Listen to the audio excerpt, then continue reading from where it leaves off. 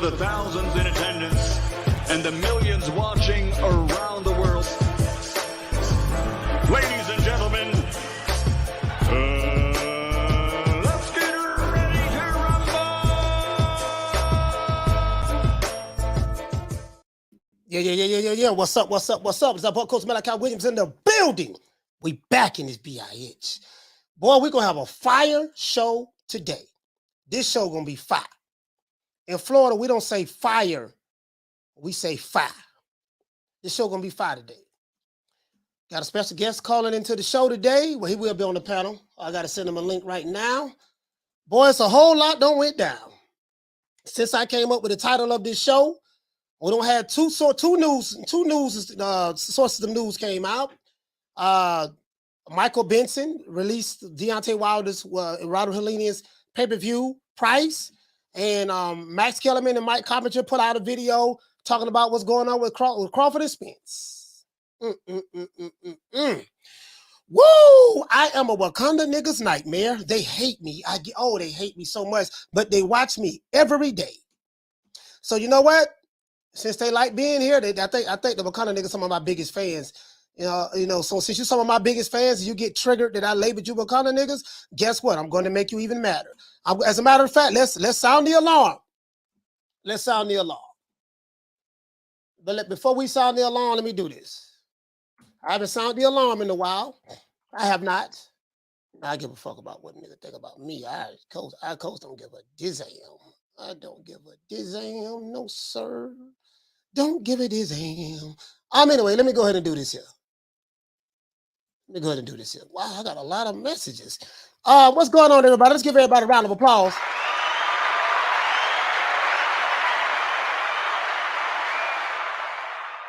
I got to send a link out to somebody. I have to send a link out to somebody. Let's go ahead and do this like this here. Go ahead and refresh it, guys. Okay, it hasn't hit yet, so let me go ahead and... Hasn't hit yet, huh? Got a lot of goddamn emails. Okay, there we go. It hasn't hit yet. Hold on, guys. Let me go ahead and do this here, man. Cause we fixing to make it do what it do today, boy. Go ahead and tell a friend to tell a friend to tell another friend. Share this video. Hit the like button. What we are going to do today is, boy, it's gonna be a crime. I should be put in jail today, but really, I'ma chill. I'm going to chill. Let me go ahead and do this here right quick, man. Let me go ahead and do this right quick, man. Hold on. I got the wrong one. Where we at? Okay, there we go right there. Hold on, guys. Hold on. I gotta send this link out. All right, that's copy right there. And let me go ahead and send this out to my main man. Boy, this show here gonna be a good one, boy. It's gonna be a good one. I know they ain't gonna like this here, boy, but I don't give a damn. They ain't gonna like this one. As a matter of fact, cancel that. They ain't gonna like this one here, boy, but boy, I don't give a damn. Sorry about that, guys. Here we go right here. Bam. Here we go. All right, let's get into the show. Gave everybody a round of applause. We need 7 more people. Let YouTube send out the notifications on the chitlin circuit. We're going to make it do what it do, but we're going to get it in today, boy. You can believe that. I'm finna piss some people off, but we got to piss them off with the truth. See, a lot of these people, they have problems with the truth. I told you guys a story about the naked truth and the well-dressed up lie. I told you guys that one day there was two men that was walking. They didn't know each other. One guy name was Truth and the other guy name was the lie. And what happened was the truth was so accepted by a lot of people that the lie was jealous of the truth. Every time the lie came around, people ran away from the lie, especially if it was an obvious lie. You know what I mean? They ran away from it, and the lie could not get any traction from trying to gather people to be a part of his tribe. So the lie came up with a plan. The lie said, you know what, baby boy, check this out. Since the people like the truth so much, certain people who like the truth so much, the people who I'm trying to influence, if there's a way that I could present my lie as the truth, then maybe I can win more people over. So one day, it was a hot summer day on Clearwater Beach right here in Florida. The truth decided that, hey, man, let me go ahead and take my clothes off and jump in the ocean.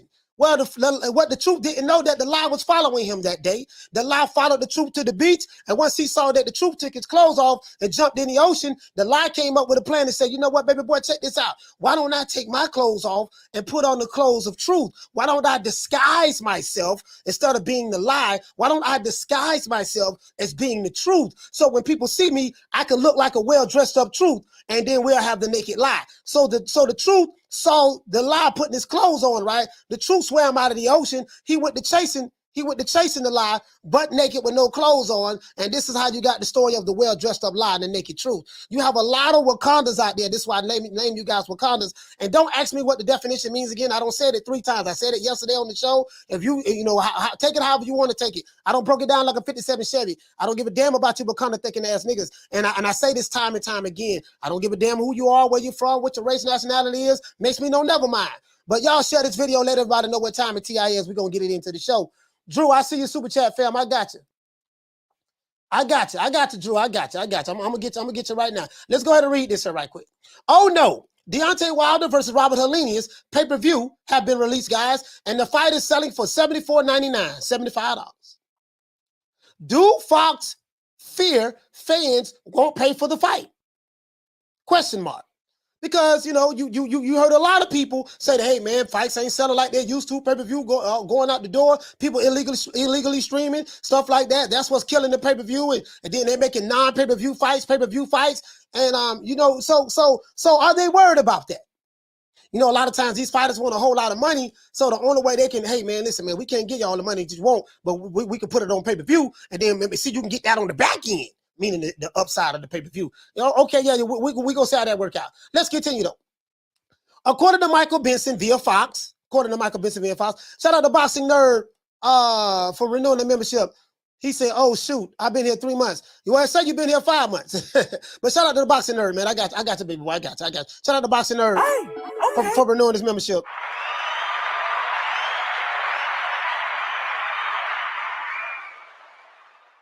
According to Michael Benson via Fox Sports, the U.S. pay-per-view price for Deontay Wilder versus Robert Helenius is on October the 15th will be a whopping $74.99. On Twitter, fight fans are furious. Many of them say that they will illegally stream this fight. I, for one, will not be paying for this fight at all. I do not think this is a pay-per-view fight. And I probably will be joining the gang. The stream gang will be in full effect for me with this fight. Now, I will more than likely be going live for the Claressa Shields versus Savannah Marshall fight. Instead, I'm going to break it down and tell you why. In my opinion, I would be a damn fool to pay $75 for a non-pay-per-view fight against a bum. Right? Wilder's fighting the bum. Robert Helenius ain't no goddamn body. Robert Helenius is what the Wakanda niggas would like to call a Euro bum. If Terrence Crawford fought Robert Helenius, they would say he fought a Euro bum. If Canelo Alvarez fought Robert Helenius, they'd say, oh man, he fought a Euro bum. If Anthony Joshua fought Robert Helenius, they would say he fighting a Euro bum. But guess what? When the king of Zamunda is fighting Robert Helenius, goddamn Robert Helenius is Rocky Marciano, Jack Dempsey, Jerry Cooney, Alexander Usyk, Tyson Fury, all wrapped into one. True. See how I point out them double standards? Taking the throw right back at him. Let's continue though. Now, the Wakandas would say he's fighting a Euro bomb if Terrence Crawford fought him. So as my brother, and shout out to my main man, the IBFP, as my brother, the IBFP would say, and I know he's controversial and a lot of people don't like him and yada, yada, yada, yada, but as he would say, and I have to take this from the IBFP, shout out to Nuke, I'm going to keep that same energy for this fight and call a spade a spade. In my opinion, this is the problem with the oversaturation of putting non-pay-per-view fights on pay-per-view. No one is going to buy this fight, and everyone knows it.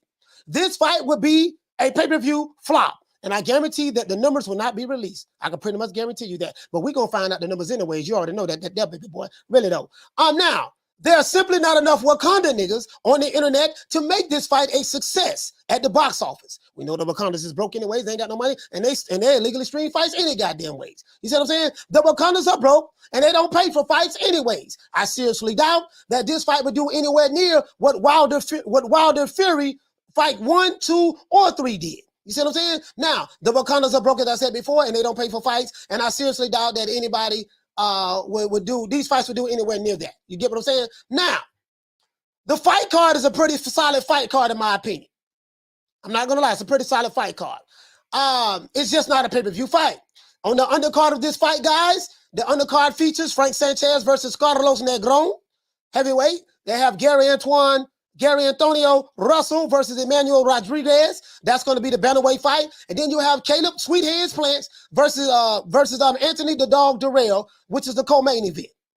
Another thing that's going to hurt this pay-per-view, the pay-per-view sales of this particular fight, is that the fact that we have two other major fights that's going on October the 15th that are non-pay-per-view fights. We have Claressa Shields versus Savannah Marshall. That fight is going down October the 15th in London. And we have Devin Haney versus George Kambosos in Australia. In my opinion, Shields versus Marshall fight is the better fight out of the three. We will be going live, throwing a live fight party for Claressa Shields and Savannah Marshall fight over the other two male fighters. So we're going live for that, but we're going to cover the other two male fights as well. I think they come on at different times, right? Over Haney and Wilder. Haney will jab and grab to another victory. So we already know that. I can't make no main pay-per-view for that. And Wilder would knock the Eurobomb Robert Helenius out in less than 5 rounds. Pretty sure of that. That's one of his best friends, and you know, he gonna knock him out. And Robert Helenius, you know, he ain't all that. Out of the 3 major fights, guys, a question I have for you guys is this. Which fight are you more interested in seeing? Shields versus Savannah Marshall, Haney versus Kambosos, or Wilder versus Helenius? Do you guys plan on paying $74.99 for a non-pay-per-view fight with Robert Helenius and Deontay Wilder? Or do you plan on streaming the fight? Let's talk about it. Shout out to Drew for dropping that half for bam, dub on your boy. Hey, Leroy. Super chat received. Playtime's over, boy. Drew, what you say, family? Say, damn, they gave you so much content today. He said, when that Carpenter and the Kellerman interview just dropped. He say, laughing my ass off. Al Heyman wants Bud to take the hog mog sandwich. No upfront money for the Spence fight. Bro, this is, oh Lord, have mercy. Woo! But these Wakandas don't like this news here. Do you know they're gonna try to spin it? They always gonna try to spin it, boy, because if they didn't, because like I tell you, Wakandas, if you did not have a double standard, you would not have a standard at all. Really don't. From the bar, there's a platform stage. People pimping, sharp as razor blades. Everything I've said has been true. Everything that they called me a sellout about has been true. All of the fake narratives and the fake race hustling and that fake Wakanda shit that you niggas talk about. Come to find out, guess what, man? That boy over there, Al Heyman, man, he got but them contracts over there ain't looking good, boy. We gonna get into that though. We gonna get into that. This whole ass nigga here, yeah. He said another day of pushing agenda against our king. Yeah, whatever. Shout out to Jason Moore. For dropping that $2 bam super chat on your boy. Hey, Leroy. Super chat received. Playtime's over, boy. I'm with it today, boy. I am with it today. I'm gonna send my guest this link in a minute. Let's get to the chat. Let's talk to the people though. Rod say, he say, man, with Al still in these fights, he say, he can pay for the expenses of this fight. No wonder Beyonce sued Al Heyman.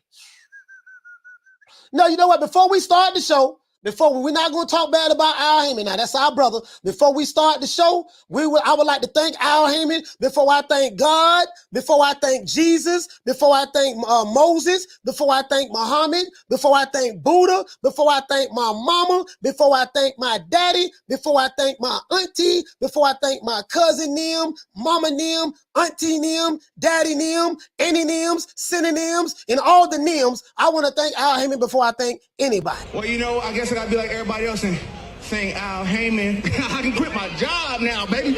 6 figures, baby. You feel me? I'm about to But a name. Do you have a name? Oh, nah, I ain't got no name, you know. Name them names, man. They know who they is. Name them names, please. The names need to be named. They know who they is. The Mexican monster. Like I said before, I'm the one that told you guys about the Water Ellen Reed. Me, I think another content creator, but I know damn well I did it because I wasn't even talking to that content creator at the time. Went in on it. Did several shows on it. Broke it down. Showed you the money trail. Showed you the money. Shout out to Lady Shannon in the building. Showed you the money trail. And I blown up the narrative that that this company is not what the Wakanda said it was. Pro-black, represent for the black man. Power to the people, right? I broke that shit down. I had niggas hate me for this. I had niggas from a certain boxing community, you know, I like to call the alphabet boys, that attacked me. I destroyed every last one of them niggas. They're as a matter of fact, the leader of those channels, them niggas shaking in their boots when they come to my name. They're shaking their boots about me.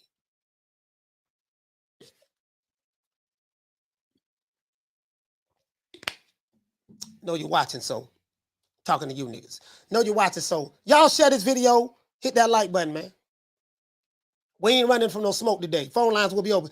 He say, fam, Jason Mones has to be a fictional character at this point. Ain't no way he a real dude. Yeah, Jason Mones one of my fans. I got a lot of fans. As a matter, I got a lot of like dudes who hate me, boxing gyms. They hate me, but they love to watch me, boy. They love to watch me. Now they probably they subscribe, probably the channel they go to probably gonna say, man, y'all gotta stop going watching the nigga. Don't watch him no more. Stop going over there. Y'all better try to do a boycott. Try to do a boycott. That's what you better try to do. I ain't gonna do nothing. I'm gonna bother you niggas anyway, no matter. But anyways, let me go ahead and send this link out. I didn't come for peace today. I came for war. I didn't come for peace today. I came for war. Not today. Not today. Shout out to my sister, Food Revolution, that's in the building. Shout out to Food Revolution. Anyways, well, so are you guys gonna Eric Grimes, what did he say? He say sources say they want to put hands and feet on you, coach. Nah, them niggas ain't gonna do nothing to me. They don't want to do nothing. They don't want to do nothing. They don't want no problem, Eric. Trust me, they don't want no problem. They don't want no problem, bro. Just some YouTube, just YouTube. That's all. Shout out to little green eyed speech. She said, yeah, this is not that kind of party today. Not today. Not that kind of party today. Not today. Not today. Not today. Not today. Today ain't that kind of party. Not today. Anyways, let me go ahead and invite my guests on. So now, are you guys going to pay for this fight? Which fight are you guys looking forward to seeing? Which fight are you fighting? Are you guys going to pay the $75? Well, I know in the UK they don't pay that anyways. But in the US, anybody that live in the US going to pay $75? Shout out to Drew. Hey, okay. Dropping that $2. Bam, super chat on your boy. Hey, Leroy. Super chat received. Playtime's over, boy. Drew said, imagine if Hearn or Aram had Heyman type contracts. Oh, there'll be slave masters, there'll be all kind of stuff. But when it doesn't fit the narrative, boy, goddamn, they go to niggas playing. From the bar, there's a platform stage. People pimping, sharp as razor blades. Drumming for life. You said make a poll, coach. That's a good idea, fam. Let me go ahead and make a poll right here. How many people paying for the fight? Wilder Robert Arlene is $75. Hold on. Versus Helenius. 75. You might as well say $75.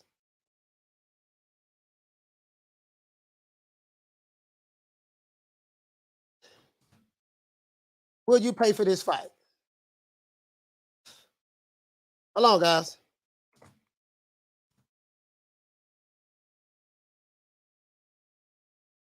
Will you buy this fight? Question mark. Hell no.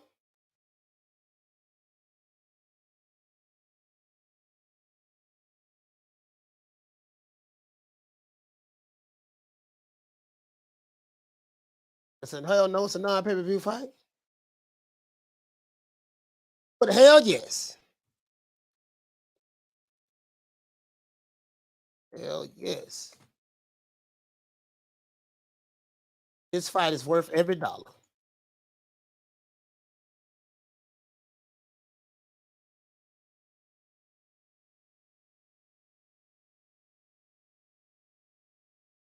Hold on, guys. Hold on. Yes, sir. I'm going to send you the link now. All right, I got you.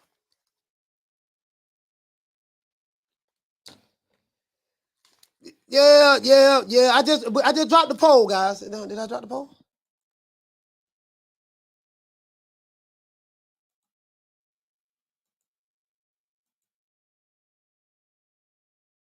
Wait, let me see something. Hold on, guys. Sorry about that. I just dropped the poll right there. Just dropped the poll right there. Anyways, guys, we got my main man Slick Rick in the building. Hey, shout out to Drew. Hey, okay. Dropping that $2. Bam, super chat on your boy. Hey, Leroy. Super chat received. Playtime's over, boy. Hold on, Rick, I got you. Damn, I said shout out to Drew. Shout out to Drew. Hey, Drew, I just forgot your super chat. Oh, here you go. Shout out to Drew. He said, Coach, toe tag in the body bag today. Yes, sir. Hold on, guys. Got my main man on. Shout out to Rick Glaze in the building. Got Rick Glaze in the building, man. Let's give him a round of applause.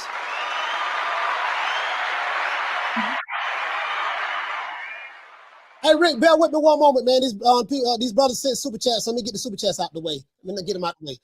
Drew said, Coach, toe tagging the body bagging. Yes, sir. Hold it. $1.99 is a super chat. What do you call anything over $5? Yeah. Hey, doggone, Jason Mones. What you say, fam? Shout out to Jason Mones. Hey, okay. He said you're against our people, and we the people going to get you. Well, when y'all come, I got some waiting on you. Remember that when y'all come, Jason, I got some waiting on you. Trust me. Shout out to Drew. Hey, okay. Dropping that half for bam, dub on your boy. Hey, Leroy. Super chat received. Playtime's over, boy. He said, update. Fury saw how much commercial endorsements and sponsorship AJ gets per fight and is jealous and now wants a cut of it. Oh, y'all, boy. Hey, Drew, y'all be killing me with this here, man. Boxing Nerd. Shout out to Boxing Nerd. Hey, okay. For dropping that $2. Bam, super chat on your boy. Hey, Leroy. Super chat received. Playtime's over, boy. He say, Coach, it's 105. He say, Coach, it's 105 in here, Canada. Oh, talking about Canada. Okay, cool. All right. Slick Rick, let's get to it. Let's get to it. I'm not here to cut no corners today. Deontay Wilder, Robert Helenius. What say you about that fight? It came out today on Fox I saw it on Twitter with Michael Benson that they're charging $74.99 for their fight. Do you think that I actually tweeted it yesterday. Oh, you did? Okay. Yeah, I didn't see it. What do you think about it? I think it shouldn't be pay-per-view to start with. It's not a pay-per-view quality fight. Mm-hmm. And what can you say? The fact that it's overpriced by $74.99. That's the price that they're asking. That's what it's overpriced by. It's not a pay-per-view fight. I mean, they're trying to in the PBC, whether it's Al Heyman, whether it's the fighter himself, the manager, I don't know. But they're trying to make, but I believe it's Al Heyman because of the fact that so many PBC fights are fights that are not for pay-per-view quality. And they're single-handedly killing pay-per-view because people aren't going to trust pay-per-view going forward for the other promoters because the guy says he buys this garbage. This is garbage. I shouldn't have bought. I'm not going to buy any more pay-per-view boxing. And people are serious when they say that. And then it affects other promoters that put on the occasional pay-per-view event. They're killing the sport. I wrote it today. Al Heyman is the great obstructionist. I've said it for years.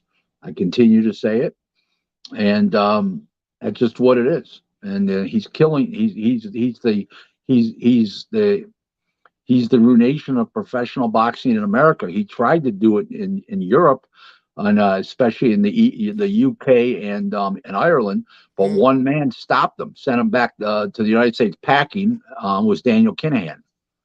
So what can you say? That's just what the facts are. The facts speak for themselves.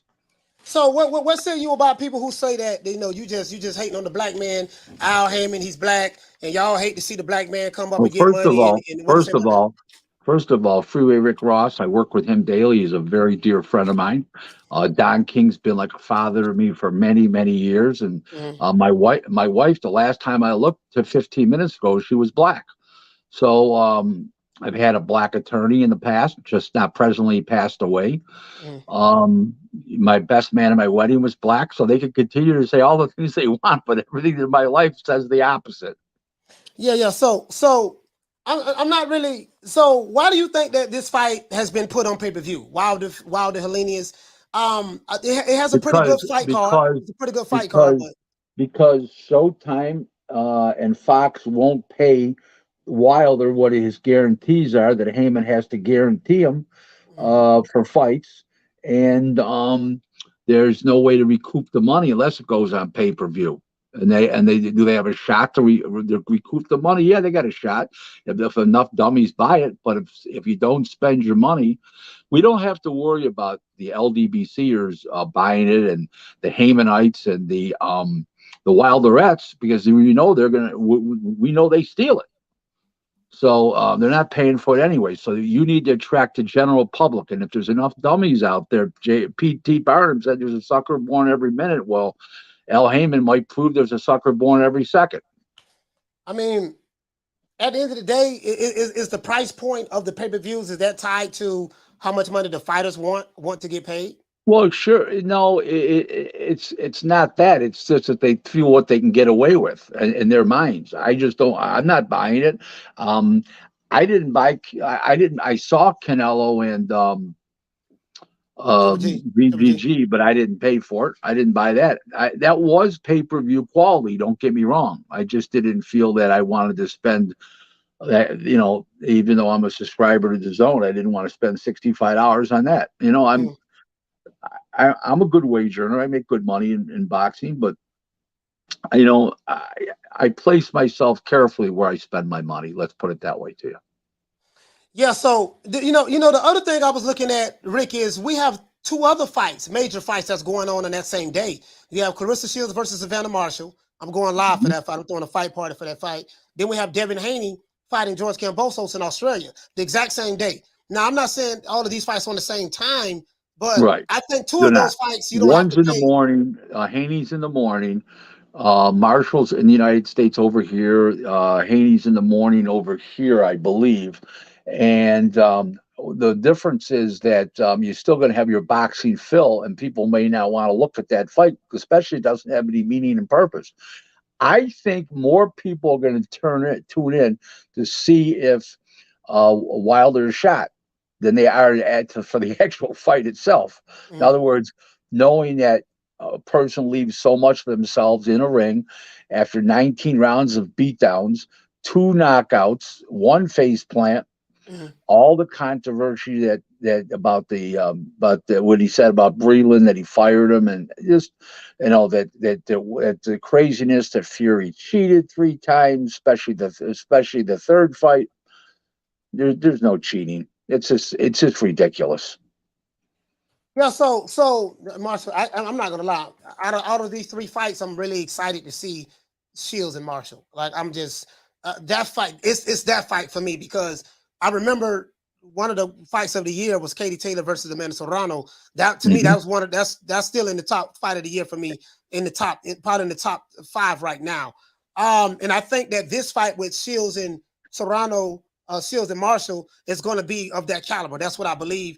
Devin Haney. No, I'm not a fan of women's boxing, but I agree with you. Haney Kambosos, I think that's going to be another jab and grab the entire fight. So I think, that's what I believe. And then Robert Helenius versus Deontay Wilder, I think this is a layup for Wilder. They have to try to get his confidence back up. So Robert Helenius is the perfect guy to go in there and get put to sleep. I don't think highly of Robert Helenius. I'm just being honest with you. I don't. But I don't think highly of him either, but it depends on what Wilder's got left too. It's not just about how bad Helenius is. What does he have? What does Wilder have left? That's the big question.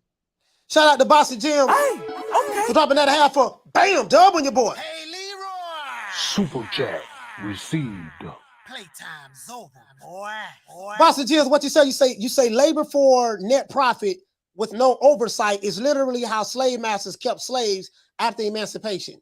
If true, Al is ridiculous. Hey, you know what? Hey, we're going to get to that. Boston Jills, we're going to get to that. I'm going to get to Rick Glaze on that. We're going to break this down. And I want to show the video footage of what Mike Carpenter said. Shout out to Jesse Quezada. Hey, okay. Dropping that $2. Bam, super chat on your boy. Hey, Leroy! Super chat received. Playtime's over, boy. Just what to say, family. Say Alan Espinosa, the cancer and AIDS of the TBV, cap for PBC. Okay. All right.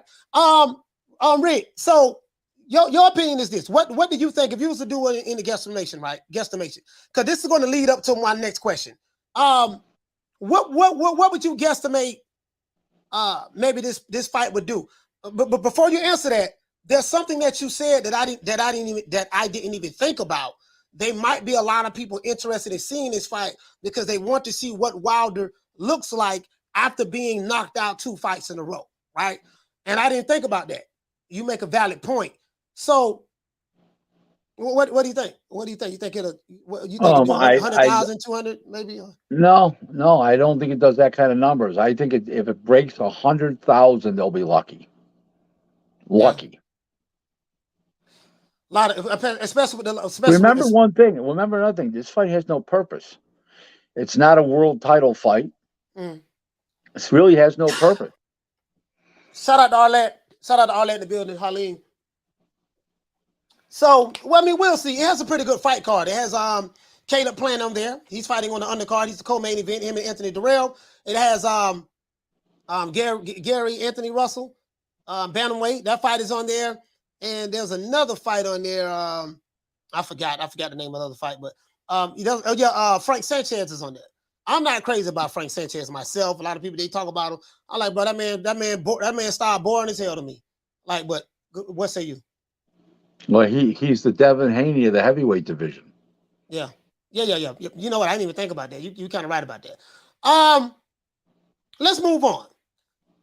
Mike Carpenter just dropped the video explaining what's going on with Terrence Crawford and Errol Spence. I do not like talking about Terrence Crawford and Errol Spence because there's so much drama going on online, online about Crawford Spence.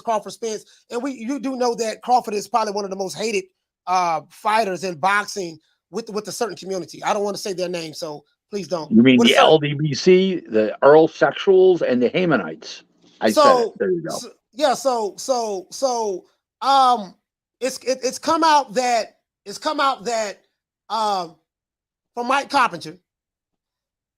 Mike Carpenter is saying that, put out a report basically saying that, hey man, this fight is in jeopardy of being made. I don't like talking about this fight because Crawford accepted to take the lowball offer. Whatever they accepted, he said, I'll take whatever percentage you guys want to give me. He said that Crawford said that he agreed to no guarantee. You don't have to give me any guarantee at all. I'm good. You don't have to give me no guarantee. I'm going to bet on myself. You want me to take the low end? I'll bet on myself and do that.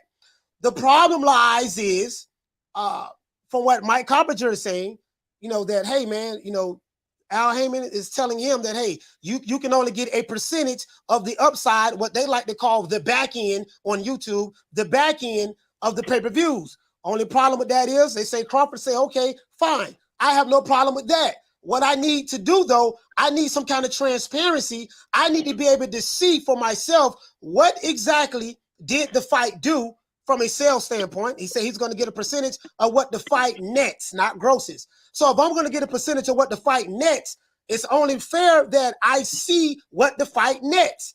The problem lies is, from what Mike Carpenter is saying, Al Heyman is like, look, you don't need to see what the fight nets. You're going to get a percentage of what the fight nets. You don't need to see it. Just take what we give you, and whatever we tell you it is, that's what it is. What say you?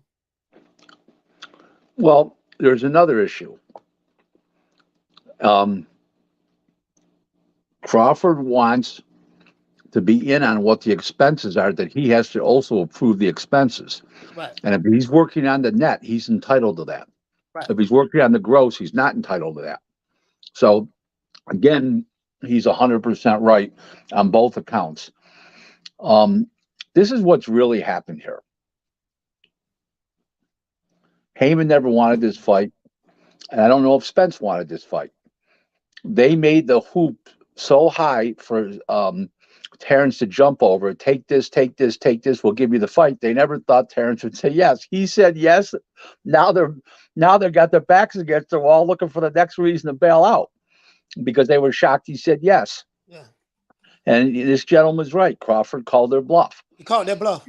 And all he does is wants what's fair and normal and equitable in a contract for a situation like this, working off the net profits. He's a partner. He's a 65-35. He's a 35% partner. His total income on this revolves on the transparency of those numbers, of the revenues, and the expenses. And he should have to approve the expenses. That's all there is to it. It's not hard to understand. So Crawford is not wrong. So no, you're wrong. Because he's supposed to sign the contract 60-40, 70-30, 80-20, take whatever we give you. If Al Heyman tells Terrence Crawford, you don't need to see, need to approve of the expenses, just take what I give you. Take what I tell you. That's what he need to do. If it was the white man, you wouldn't do that. But when it comes to the black man, that's what you want to do. What say you about, is Crawford being unreasonable, or is this, you think he's giving the brother man a hard time? Crawford's being more than reasonable. Crawford's was totally conducive to the low ball offer he got offered. He didn't have a problem with that. He just wants to do the fight. But now they want to lie to him about the revenues and the expenses and the gross and the net profits. Well, I mean, where do you draw the line? You draw the line with honesty and decency and fair and equitable dealing, and Heyman's not doing that. No, see, Jason Mones, I missed the super chat. I didn't miss the super chat. I just ignored it. You got to send me a half a dub, Jason Mones. Your funk ass $2. You got to do better than $2, homie. Rick Glazer, this is what's going on. And I think that you're being unfair, but this is what's going on. I want you to watch this. Who you think he is? DJ Quick? No, huh? No, I ain't saying Kid Capri? I didn't say Oh, you must be Jimmy Walker. Well, you ain't nothing. You don't deserve nothing. You don't get nothing. You get what I give you. I got a contract between me and you that say you do what I tell you to do. Therefore, shut up. Don't say nothing. Don't speak to me. Don't look at me. I just want money. I just said. Blue, if I raise up, gonna be trouble. Trouble. I'm walking off. You do what I tell you to do.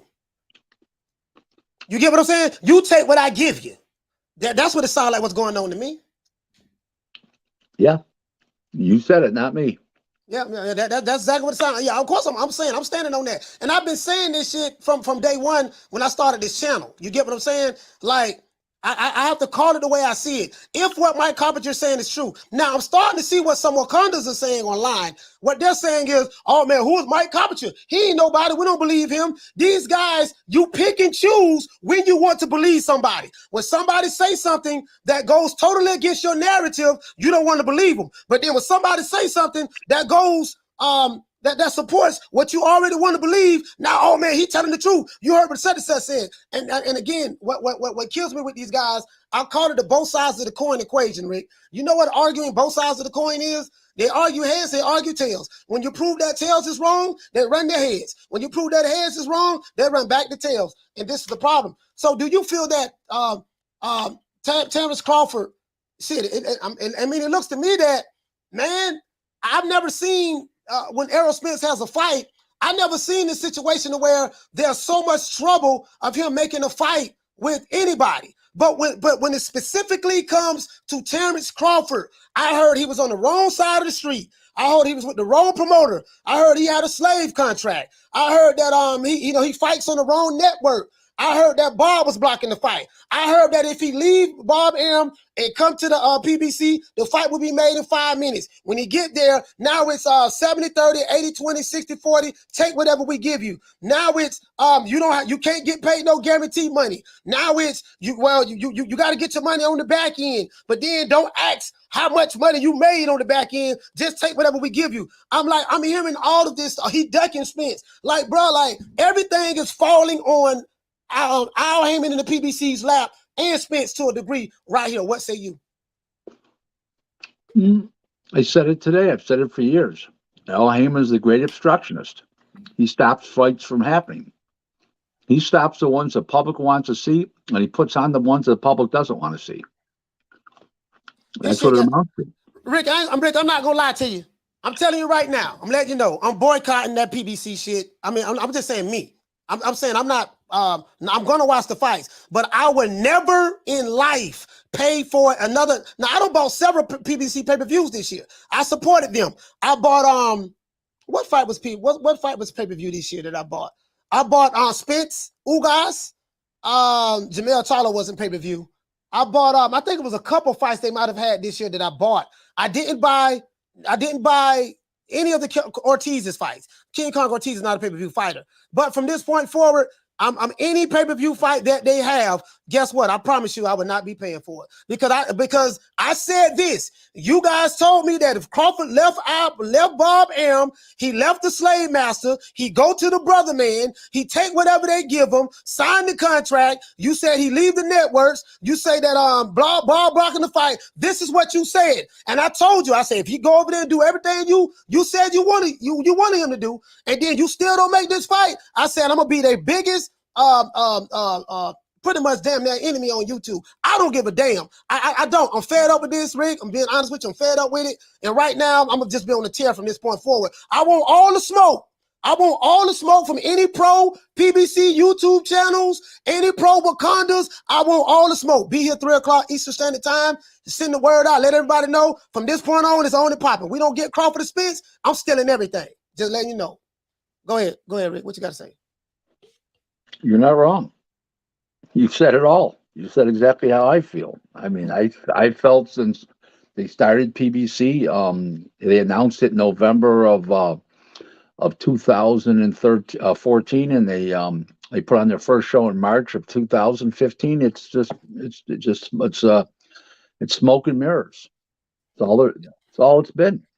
They don't give you the fights that you want. They give you fights that you don't want. And the fighters don't fight often. The champions average about one fight every 14 months, if you look. Mm-hmm. What else can you say? So, explain this to me. Explain this to me, Rick, because you know a lot about the business aspect of boxing. Let's pretend. Let's pretend that everything that other content creators have put out there is true. Terrence Crawford, and I don't listen again. I'm not a manager, not a promoter. I don't give a damn what the fighters make. I don't get none of it anyways. But at the end of the day, I love the sport of boxing. I do feel that fighters should get paid their fair share because they put their lives on the line in the ring. I understand that, right? Mm-hmm. So let's say Terrence Crawford agreed to take 35%. 35% and no guarantee money. So explain that to me. What does no guarantee mean? It means you get a zero purse. It means that you work off the net revenue. So you take the gross revenues, or you take the 7 streams of you take the 7 streams of income. Mm-hmm. 7 streams of income. What's the 7 streams of income? Well, you take the pay-per-view revenues, you take foreign TV, commercial distribution, you take the gate, you take merchandise sales, and delay, all the 7 forms of revenue. Okay. And sponsorships. Okay. And sometimes a guarantee fee from the casino because it's a big event. Okay. And they have a big drop. You take all those and you add everything up and you pay all the expenses out besides the 2 main event fighters. And then when it's left over, you would, let's say there's 20 million left over. Basically speaking, Crawford would get, on 35%, he would get 7 million, and what's his name would get 13 million. That's how it worked.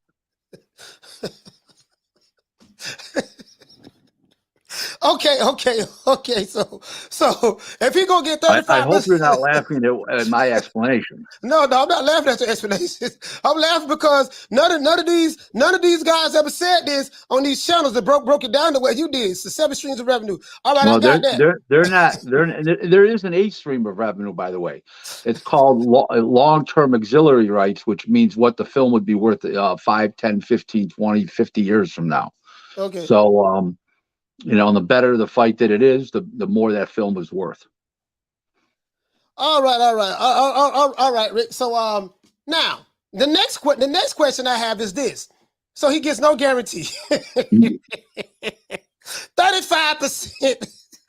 Okay, no guarantee 35%. I can't believe Crawford agreed to this shit. Anyways, well, he pulled, as the one gentleman said, he pulled their bluff. He pulled their bluff. He called their bluff. Yeah, he called their bluff. Yeah. So now he doesn't get an advance or anything. So now He's supposed, so let's say he gets 35% of what they like to call on YouTube the back end, but what you call in boxing terms is the upside of the pay-per-view. Now, how does that work? If someone agreed to get 35% on the quote unquote back end, meaning the upside of the pay-per-view, how does that person know how much he's getting paid? How can he confirm that I'm getting 75% of, let's say 35% of 20 million versus 35% of 1 million? Like, what if the promoter come back and say, yeah, dog, check this out, dog. You know, Crawford, yeah, man, you got 35%. The fight ain't due but 5 million, dog. So what we gonna do, we gonna give you 35% of that there. You can keep that. And, you know, like how can he protect himself against that? Well, that's what he's looking for. That's what he wants: complete transparency of all the records. They hire a big national accounting firm, one of the big eight. They call it the Big Eight, one of the big accounting firms, and they do notarized statements. They do not notarized. What's the word? Not notarized. Verified. They do verified statements where they put their name on the line. So that's how it works.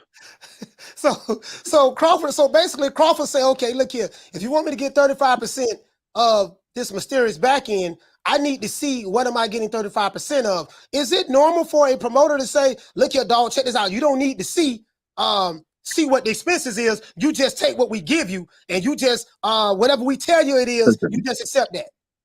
What many of the promoter boxing enthusiasts of the LDBC and Haymanites, they call Don King this nefarious promoter. Don King showed everybody the revenue when they were on the upside. Yeah, Don King did. Hey, you see, baby, check this out, baby. Now listen, we got expenses. Now I know, Rick, I paid you $5 million, right? I told you you're gonna get $5 million, but then now 50% go to my son, Carl. Is there any truth to that? 50%? Nah, Rick. Nah.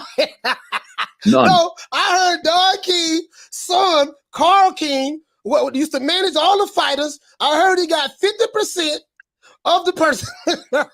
He got 30%.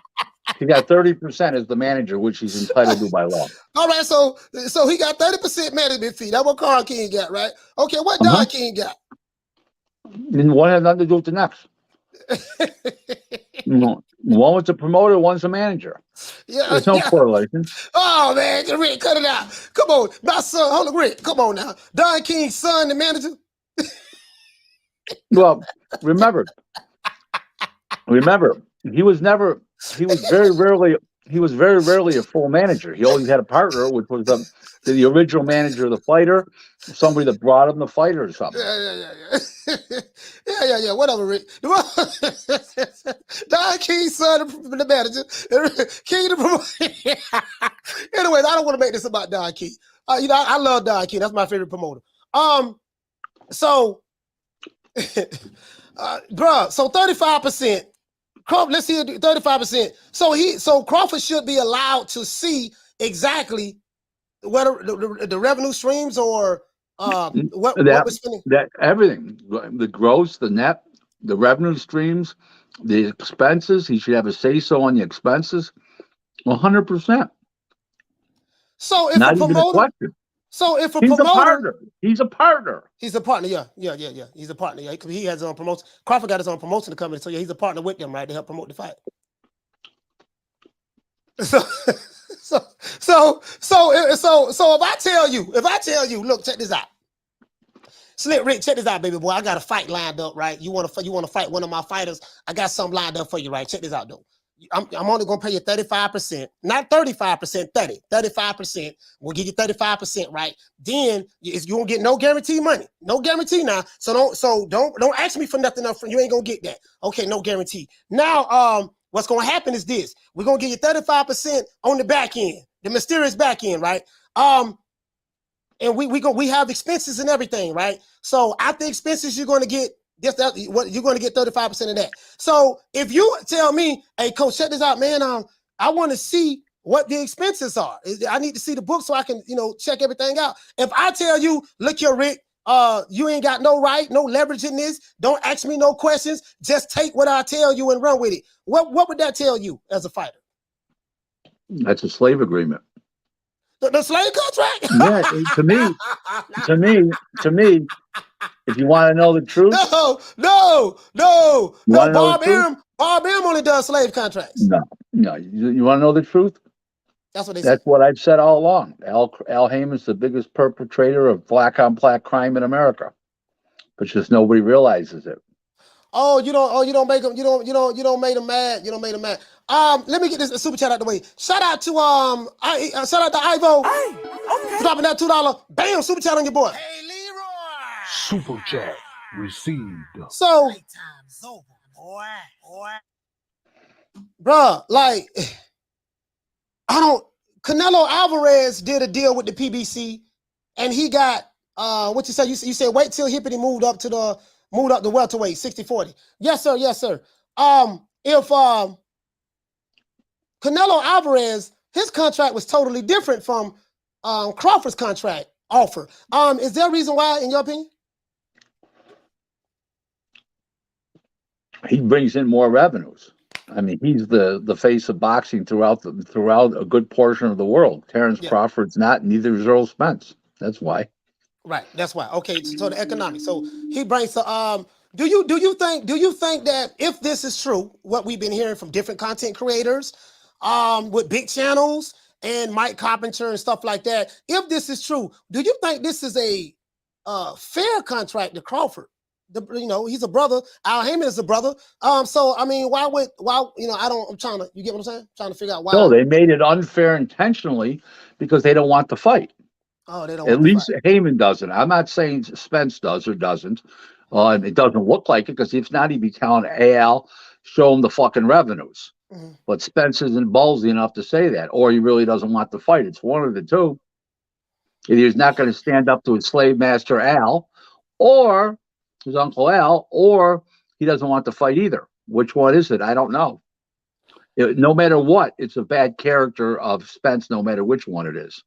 Yeah, because the way I'm looking at it is like this. I've heard every reason in the world from one group of people who've been pushing this real hard that Crawford is the reason to hold up this and that. And now I'm not seeing that same energy.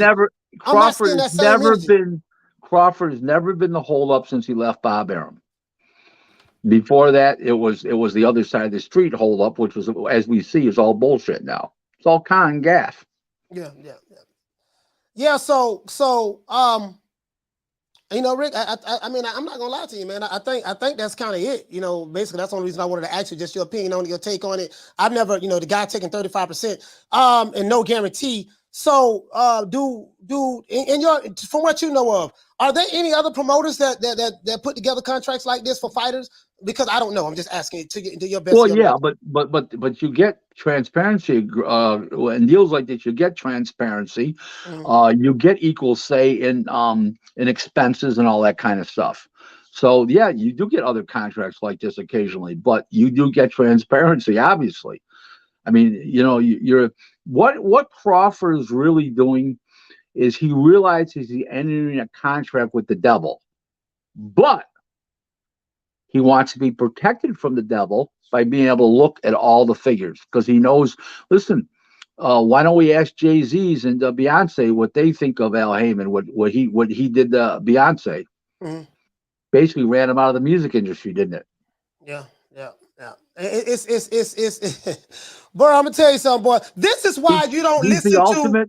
He's the ultimate Swangali. He's, everybody like, I called it a cult. The PBC is program boxers cult. They're programmed by Al Heyman. They're boxers, and it's a cult. It's a cult. PBC stands for Program Boxers Cult. Now this is funny. This dude here say Lover's Lane. He say listen to his choice of words. Slave master. Both Terrence and Spence still negotiating. Now this is the crazy part about it. Didn't have a double standard. Wouldn't have a double standard at all. When Crawford was with, and I got it. Let me pull this brother up. This is gonna be very easy. I get your angle, but check this out. Lover's Lane for me. When Crawford was with Spence, you guys and those other channels was calling Terrence Crawford top rank Toby and said that he was with slave master Bob Arum. So when it's when it fits your narrative, it's okay, and it's okay for you guys to sit back and say, yeah, man, he went Slave Master Bob and Terrence Crawford, top ranked Toby, and this and that. So now when it's flipped and you're looking at it from a business standpoint, from a contractual standpoint, this contract offer is a slave-like contract, meaning how menial the wages are and how it's so slated against one fighter versus another fighter. Now you want to try to make this something else, and it's not. But you don't keep that same energy when you guys was calling Terrence Crawford top-ranked Toby. You were saying he was a slave for Bob and all that shit there. But now look at you. You see what I'm saying? Always looking for the race card. Always. Always. But I want to smoke today. The phone line's going to be open. I promise. You can call in. You can call into the show. Go ahead. When I woke up this morning, did not know I was going to be on your show. If I knew I was going to be on your show, I would have woke up with more excitement, more vigor, more of a, pep to my step. Okay. But I'm glad to be here today. You always invigorate me, Coach. I enjoy being on your show. You ask good questions. You have good commentary. I enjoy listening to you when I'm not on the show.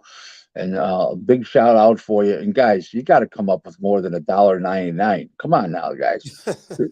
This guy's doing a great job. Come on now. Shout out to Rick, man. Rick, thank you so much for stopping by, man. I appreciate you. Thanks for having me today. I look forward to talking to you next week. Yes, sir. Yes, sir. Yes, sir. Rick Gray's off the show, man. He gone. He gone. As a matter of fact, no, I don't mean to ban him. No, I'm tripping. I don't need to ban him. Hold on, guys. Hold on. There we go. There we go. Now, I'm not going to sit here and lie to you guys. I sat back. I've been at the forefront of this. I call out the double standards and the hypocrisies. I always say that if these guys did not have a double standard, they would not have a standard at all. I always say this. I'm the guy that's standing on my square. I'm not affiliated with no other YouTube channels, no clicks, no crews. I'm not a part of no group. It's just me over here right by myself. My ops listen to me every day. They hate me so much, but they listen to me every day. So my ops are some of my biggest, they're some of my biggest fans, to be honest with you. You get what I'm saying? They would never address the merits of the topic at hand. They will always come with some BS. What I'm going to do, let me go ahead and drop this. We got less than 200 likes. We need 33 likes. Give me 33 likes. I'm going to open up the phone lines. We're going to open up the phone lines early. We're going to open up the phone lines early. Anybody don't like this interview, call into the show. Anybody that don't like what my position or what I have to say, call into the show. I don't duck no smoke.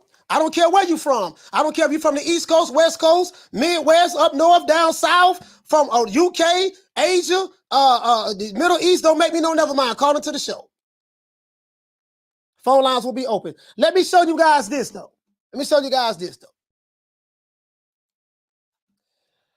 I don't want nobody thinking I'm making stuff up. Coach, you making this up? You lying. Mike Carpenter didn't say that. You lying, Coach. Why you listening to the white man, Mike Carpenter? Why you listening to the white man? You should be listening to the channels that we listen to that put out fake news and false information. It's amazing how y'all pick and choose when y'all want to. Let me know if you guys can. Oh, you know what? You guys probably won't be able to hear this.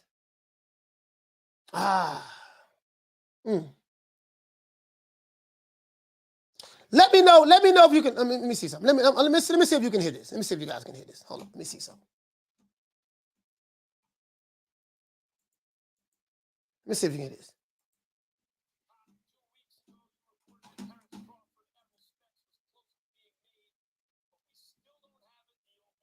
Hold on, guys. Hold on, guys. Hold on. Let me see something. I need to share my screen. I need to share the screen right quick. Hold on. I don't know if you guys are gonna be able to hear this. If you're not gonna be able to hear it, then I'll just I'll run it through something else. Let me know if you can hear this. See something. Let me know if you can hear this.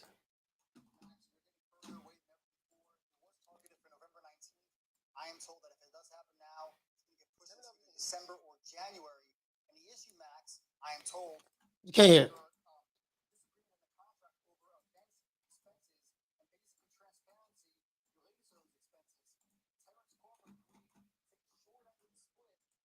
All right, I know you can't hear it. I know you can't hear it. Don't worry about it. I know you can't hear it. I got you. I know you can't hear it. Don't worry about it. I got you. I got you. I know you can't hear it. I got you. Bear with me. I got you right here. I know you can't hear it. I got you, show. I got you. Don't worry about it. I got you now. You can believe that. You can believe that. Let me go over here to my page. Oh, here we go right here. Here we go. Now you should be able to hear this. No, you can't hear that neither. Where's my phone? Hold on, here goes my phone. I got it. You know, I am the prince of pissing people off. That's what I do. I piss people off, boy. Shout out to Just a Fan. Hey, okay. For dropping that. Bam, dub on your boy. Hey, Leroy. Super chat received. Playtime's over, boy. Shout out to G Funky. Don't worry about it. I got it, guys. I got you. Shout out to Just a Fan. He say salute the coach and Rick. He said I'm from Omaha, so I'm biased towards Crawford, obviously, but I'm no fanboy. I was happy when he left Top Rank for the big fights, but they playing. LDBC treats Bud like Andrade. Yeah, you know, you can't be pro-black in one breath, talking about the black man, but then you always defecating on other black men, calling them slaves and all kind of other shit. So I'm like, man, fuck them niggas. And I mean that. But shout out to you, fam. I really, really appreciate that. And it is what it is, man. Wrong side of the street. Down from the bar, there's a platform stage. People pimping, sharp as razor blades. Phone lines gonna be open, man. If a nigga wanna call in, if you a Wakanda nigga you wanna call in. I want to hear from you. Definitely want to hear from you. Anyways, here you go right here. That's what's holding it up. Here you go right here. Now, what I want you guys to do is this. I want you to imagine. Let's do a little bit of imagination, right? A little bit of imagination. I want you guys to imagine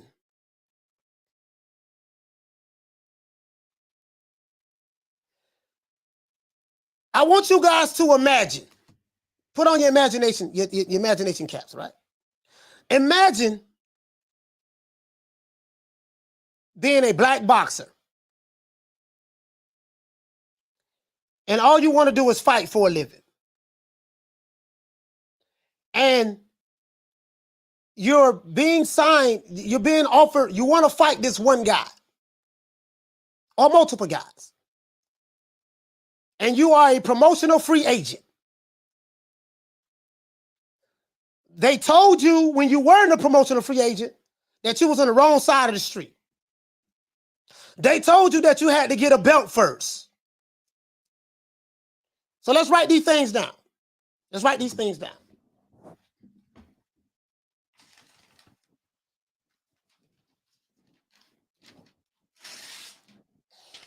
told you that you had to get a belt first.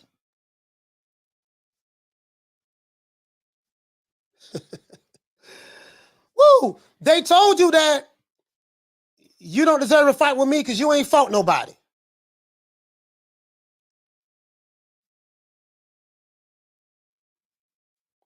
They told you that, oh man, you're on the wrong side of the street.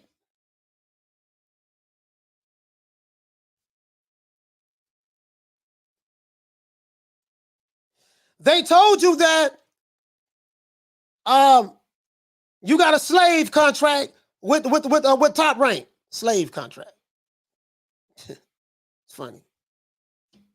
They told you that you fight with the wrong network. You fight on ESPN. I fight on Showtime and Fox.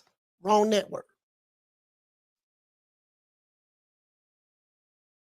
They told you that your white promoter was the reason why this fight hasn't been made. He's blocking the fight. Throw your words right back at you. Blocking fight.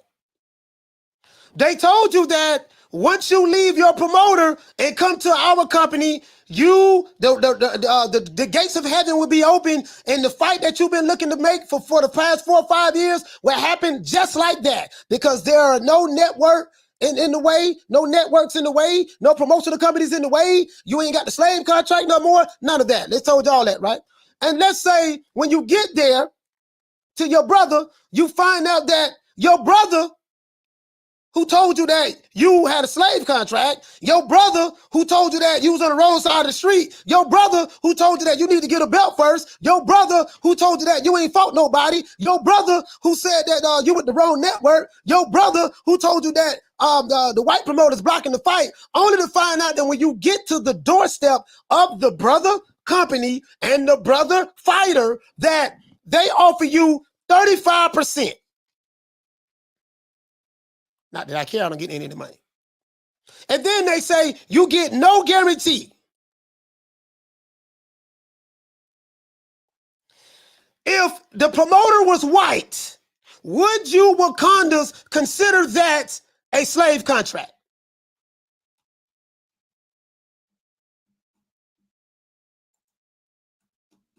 I'm asking a legit question.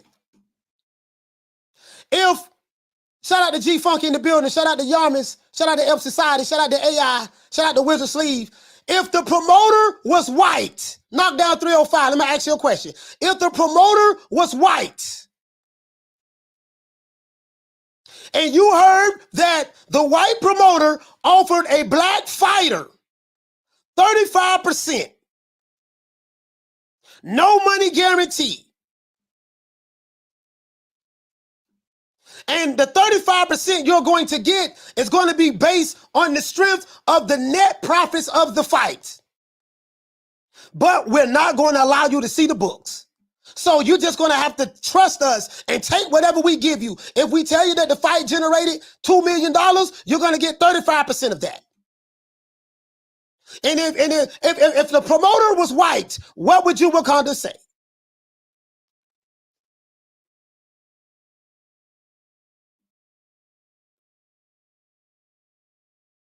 Please call into the show. Please call into the show. I want to hear from you.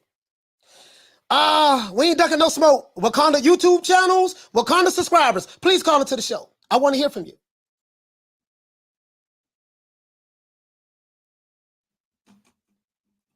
Cop, 2 weeks ago, you reported that Terrence Crawford, Errol Spence was close to being made, but we still don't have a deal. What's the latest? Here we go right here. Let's do this. Let's go. I do not own the rights to this material. It's for educational purposes only.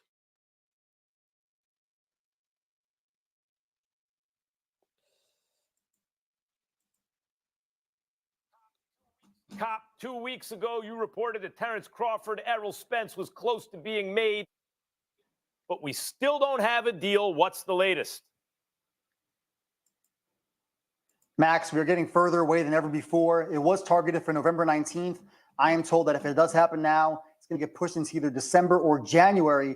And the issue, Max, I am told, is that there are disagreement in the contract over event expenses and basically transparency related to those expenses. Terrence Crawford agreed to take the short end of the split and work off of no guarantee. And he wants to be able to just, have some transparency there related to it, since he's going to be working off of the net revenue. And so far, they have been unable to clear this up. It feels like Al Heyman is holding up the deal right now. He advises Spence. Spence wants it. Crawford wants it. And for Crawford to agree to work off of just a purse split shows you how badly he wants this, in my opinion. Hold on a second. You mean to tell me, because anyone who follows the way, Hollywood or anything, there's no such thing as the net. It's all the growth. I mean, certainly if you don't have oversight of the books, right?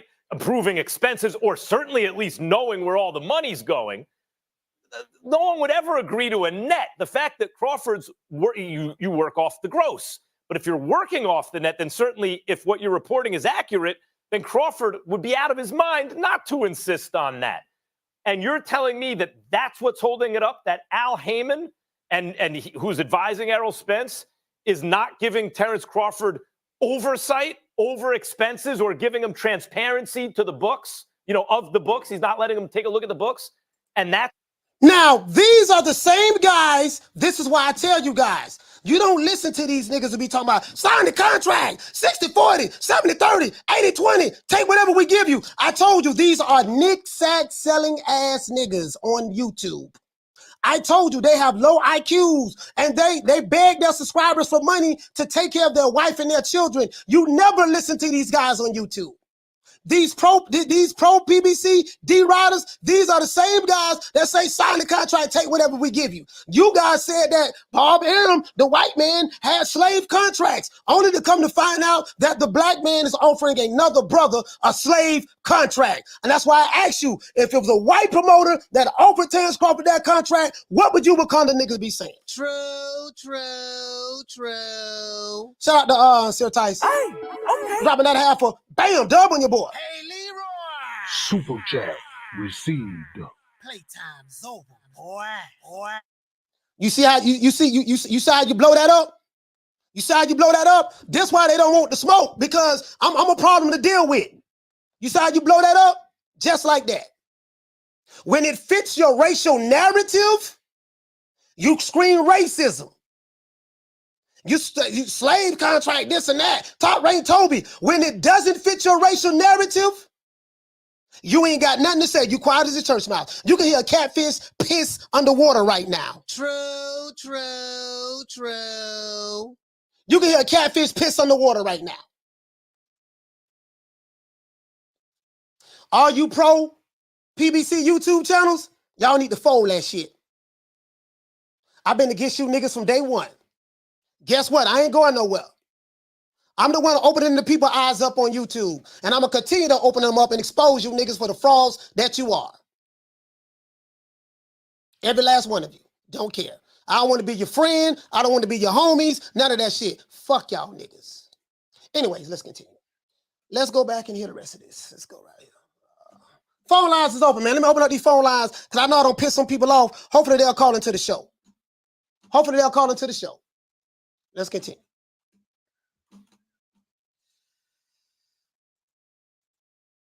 Crawford won't sign because that sounds to me, Mike, like a duck.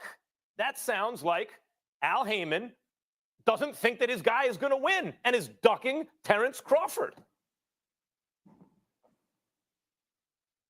Yeah, this is a mess right now, Max. I mean, they're trying to work through it. They thought they had a deal, and they need transparency over the expenses because Crawford, that's how much Crawford's going to make, right? This is a massive fight, as you've said over and over. Crawford wants to make sure he's being taken care of course. And it's different, right? Errol Spence is on the Al Heyman side. He's with PBC. You know, he's a big star in his own right. Crawford's looking for some transparency in good faith. And so far, they have not been able to come to terms on that. And incidentally, I would welcome Al Heyman on this program to tell his side of the story. That's an open invitation. But it sounds like a duck to me. If it quacks like a duck and walks like a duck, it's a duck. All right, let's stop right there. 2 weeks ago, you report. Let's stop right there. Now, how many Terrence Crawford and Errol Spence videos have you guys seen since Errol Spence fought Ugas? You don't see a million. You have dedicated Terrence Crawford and Errol Spence YouTube channels. They make 4, 5, 6 videos a day, and you don't heard a million different stories. Guess what? What you got to say now? True, true, true. What did I say on this show? I said, listen, dog, I hear a lot of things. I have people I have boots on the ground. I have people that's very close to the situation, and they tell me stuff all the time. What did I tell you guys on this show? The reason why I have not done a show about, yeah, man, Crawford and Spence, this was going on in the negotiations and stuff like that. I said, because I'd rather be right than to be first. Anybody who been following me, do you remember me saying that? I said, I'd rather be right than be first. I don't depend on YouTube to take care of my family. I have 2 businesses. I'm doing well financially, right? Live in a nice house on the lake. I'm good. You get what I'm saying? I don't really make too much nothing off YouTube. I ain't been doing it long enough. You got to be doing YouTube some years. You got to get some years under your belt to really start making some good money. Unless you can, hit lightning in the bottle and take off, like, you know what I mean? But I'm just saying though. So there's no incentive for me to cap for anybody. Because Terrence Crawford don't pay me, Errol Spence don't pay me, Al Heyman don't pay me, Bob Arum don't pay me, Frank Warren don't pay me, Tyson Fury don't pay me, Eddie Hearn don't pay me. No fighter pays me, no promoters pay me, none of that. I don't need no press passes. I'm good. And I'm not trying to get down when anybody clicks or cruise. I'm good. I'm from Florida, homeboy. Rule number 1 in Florida, thou shalt not D-ride. We don't do no dick ride. We don't dick ride for YouTube channels. We don't dick ride for subscribers. And we don't dick ride for fighters, promoters, or press passes, or to get access. Damn all that. I'm going to tell the truth no matter what. And if I got to stand on my island by myself telling the truth, so goddamn be it. True, true, true. So goddamn be it. Shout out to Mr. Calderon. Hey, okay. Dropping that quarter of a bam dub on your boy. Hey, Leroy. Super chat received. Playtime's over, boy. I stand on what I say. Shout out to Mr. Calderon. What to say, fam? You say, Coach, you notice how the PBC roster is about the same age. They're not signing too much young talent lately. Hey, man, this Down from the bar, there's a platform stage. People pimping, sharp as razor blades. Now, I got one more video I want to show you before I open up the phone lines. I have one more video I want to show you before I open up the phone lines. Let me say it one more time, like Dr. Umar Johnson. I have one more video to show you before I open up the phone lines. See, it's easy to blow these racial narratives up, you know, because these guys are too easy to beat. They too easy to beat. It's like, this is too easy. Oh, you know what? Where is it at? Where my main man at? Where he at? Hold on, guys. Hold on. Let me see something. Hold on, guys. I have one more receipt to show you. I didn't want nobody thinking I was making stuff up or I was lying. Coach, you lying. That ain't what's going on. Hey, man, listen, I'm just, you know, it is what it is. I thought I had that on here. I have something else to show you. Hold on, guys. I got something else to show you. Hold on. Man, I thought I had this. There we go. All right, let's go here. Now, they like to say slave contract, right? Slave contract. When it comes to the white promoters, slave contract. I don't want you to talk about what happened with Jack Johnson and stuff like that. We're talking about 2022. I want to use your talking points, eat them, regurgitate it, and throw it right back at you. So let's talk about slave contracts. I think we are all in agreement that if a fighter that's a top fighter, a fighter that's a 3-division world champion, undisputed champion, 2-time fighter of the year fighter, type caliber fighter, had his hand ingrained in, into the, took a mold of the Hall of Fame, that, okay, the fighter should get some kind of respect. And if the fighter don't get any kind of respect, fine. But I think all of us will agree that if you go to a white promoter and the white promoter tells you, hey, man, I'm going to give you 35%. You're not going to get no money guarantee. So in essence, you're fighting for free. And then what's going to happen is you're going to get 35% on the back end. You know what I mean? Now, I'm not going to show you how much the fight made, how much money we spent on A, B, C, and D. You don't need to see all that. What you need to do is just take what we give you. Like Bernie Mac told Jamie Foxx. You don't deserve nothing. You don't get nothing. You get what I give you. I got a contract between me and you that say you do what I tell you to do. Therefore, shut the fuck, don't say nothing. Don't look at me. Don't say nothing to me. Look, let me tell you something. Crawford, if I raise up, it's going to be trouble. Trouble. Now walk it off. So if a white promoter told you that, how would you feel?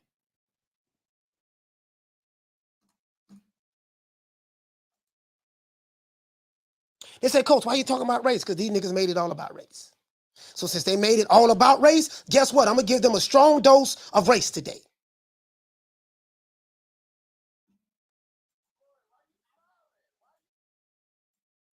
You ain't giving me Crawford Spence, I'll never pay for another one of your fights again. I'm stealing every goddamn, any pay-per-view fight that's coming from the PBC, I'm streaming it. And I'm going to go live, throw a fight party for it, and make money off of it with the content. Let's go. Let's go right here. That's what I'm going to do. I can tell you that right now. I guarantee you that's what I'm going to do. I don't give a damn who it is. Let's go. Hold on. So, no guarantee money, right? So, let's start right here. Coach, that's a lie. That's a lie. Y'all making lying on Al Heyman. Mike Carpenter's the white blue-eyed devil. He lying on Al Heyman. Crawford ain't signed ain't agreed to no 35%, no guaranteed money. Well, that's what Blue Blood Sports TV said. He your brother, right? Shout out to Blue. Shout out to the good brother Blue. He your brother, right? That's what your brother said. That's what your brother said. He's your same skin color. He's fits your racial narrative, so that should be cool. But let's hear what another brother's got to say. Let's hear what this brother here got to say. Kid Austin will be on the show Sunday. Let's see what the other brother got to say. Brother man, what you got to say? Unknown. Yeah, I ain't answering no calls right now. Whoever calling in, don't call. I'm not answering the call. I'm gonna finish this and then I'll drop the phone number. Let's see what our brother got to say right here. All of them said contract. Floyd, why you smiling? Why you smiling, Floyd? Because when you heard Al's name, you smiled, champ. And that contract was whack. Yeah. It is what it is. The business is the paperwork. Okay. How whack? What does whack mean? Like what? It was like, you know, open-ended on the fights? Because it seemed like PBC fighters don't get to fight when they're supposed to or want to. So was it that? Like they couldn't guarantee you dates? What was whack? Was the money whack? What was whack? The thing that's whack is the control. Most fighters don't realize they are independent contractors. Yes, sir. Yes, sir. And so if you're 1099, for somebody to come take all your control, where they can own your name, they can own all that at the end of your thing, and then they have first dibs once the contract ends, you can't go to somebody else. You got to allow them to sit there and say, no, we're going to match this and do. No, that's too much control. We our own brand, our own company. Now that sounds like some slave masters type stuff. That sounds like a slave contract to me. Sound like a slave contract. That's what it sounds like to me. If it was the white promoter, that's what you would kind of niggas to be saying. But when it's a black promoter, y'all ain't got no smoke now. Let's go. So we gotta get in the contract where it's mutually okay. And they wasn't willing to negotiate a mutually okay contract. We're not going to give up our intellectual property, our image, our name. They no guarantee on how many fights we're going to get just whenever you decide to give us. No guarantee. No, it's no guarantee. Oof. Wow. Wow. Y'all still y'all this what y'all want to do? You sure? Wakanda niggas, this what you want? I'm a handful. I'm a handful for the Wakanda YouTube channels. I'm a handful for the Wakanda subscribers. I'm a handful. This what you want? Cause I got a Tommy gun over here. I'm gonna hit you with. Phone lines is open 530-494-9636. Shout out to Reggie Owens. Shout out to Reggie Owens. Anybody feeling some type of way about what I'm saying? Call into the show. It's over. We're gonna be on for another hour, 45 minutes to an hour. Call in. Want some smoke? I want it all, baby.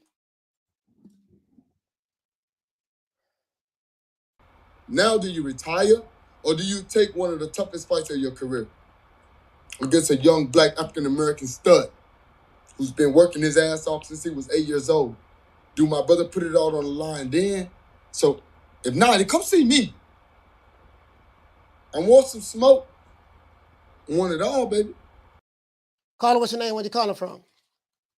What's up, man? This is Yamas from Brooklyn, man. What's Yamas going from on, Brooklyn. baby? Yamas, talk to me, my brother. Talk to me. Yo, what's up, man? First of all, I want to start off by saying you got the best show on here. I fuck with most of you. You the only nigga I call in ain't shit. I want to make that known, man. But there's certain shit we agree on today. Nah, word up. That's real shit. But yo, as far as, like, I like when you know what I know about you? You not no nigga like you got some conservative viewpoints that I like. Like you always say how the green come first with people that really got bread. Right. They ain't looking at race. And I agree with that.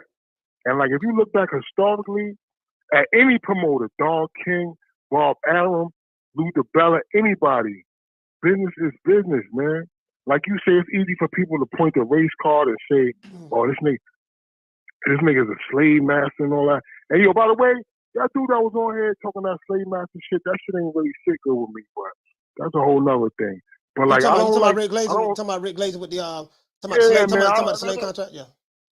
Yeah, that shit don't really sit good with me, but whatever, man. We ain't here for that. But my point is like, yo, I think at this point, the money is not there for the risk that these guys got to take. You know what I'm saying? I think Crawford is pushing the fight more than Spence because, you know, he needs this fight for legacy purposes, and I think he really thinks he can win. And I agree with that. I think he can win. But, yo, at the end of the day, man, I think the fight don't got the momentum to get the money that these guys want to make this shit happen, man. I don't agree with the race thing and this and that. But, you know, at the end of the day, man, like I said, man, it's about money, man. So You let know what I me mean? let me ask you a question. If again, this is my question. You're a fighter. I'm a white promoter, and you want to fight. You know, and I'm a white promoter, and you want to fight a fighter that's with me, right? And my resume is decorated or whatever, regardless of what, right? I'm offering you 35%. No guarantee money. Of gross or net? No, Net? you're 35% of the net.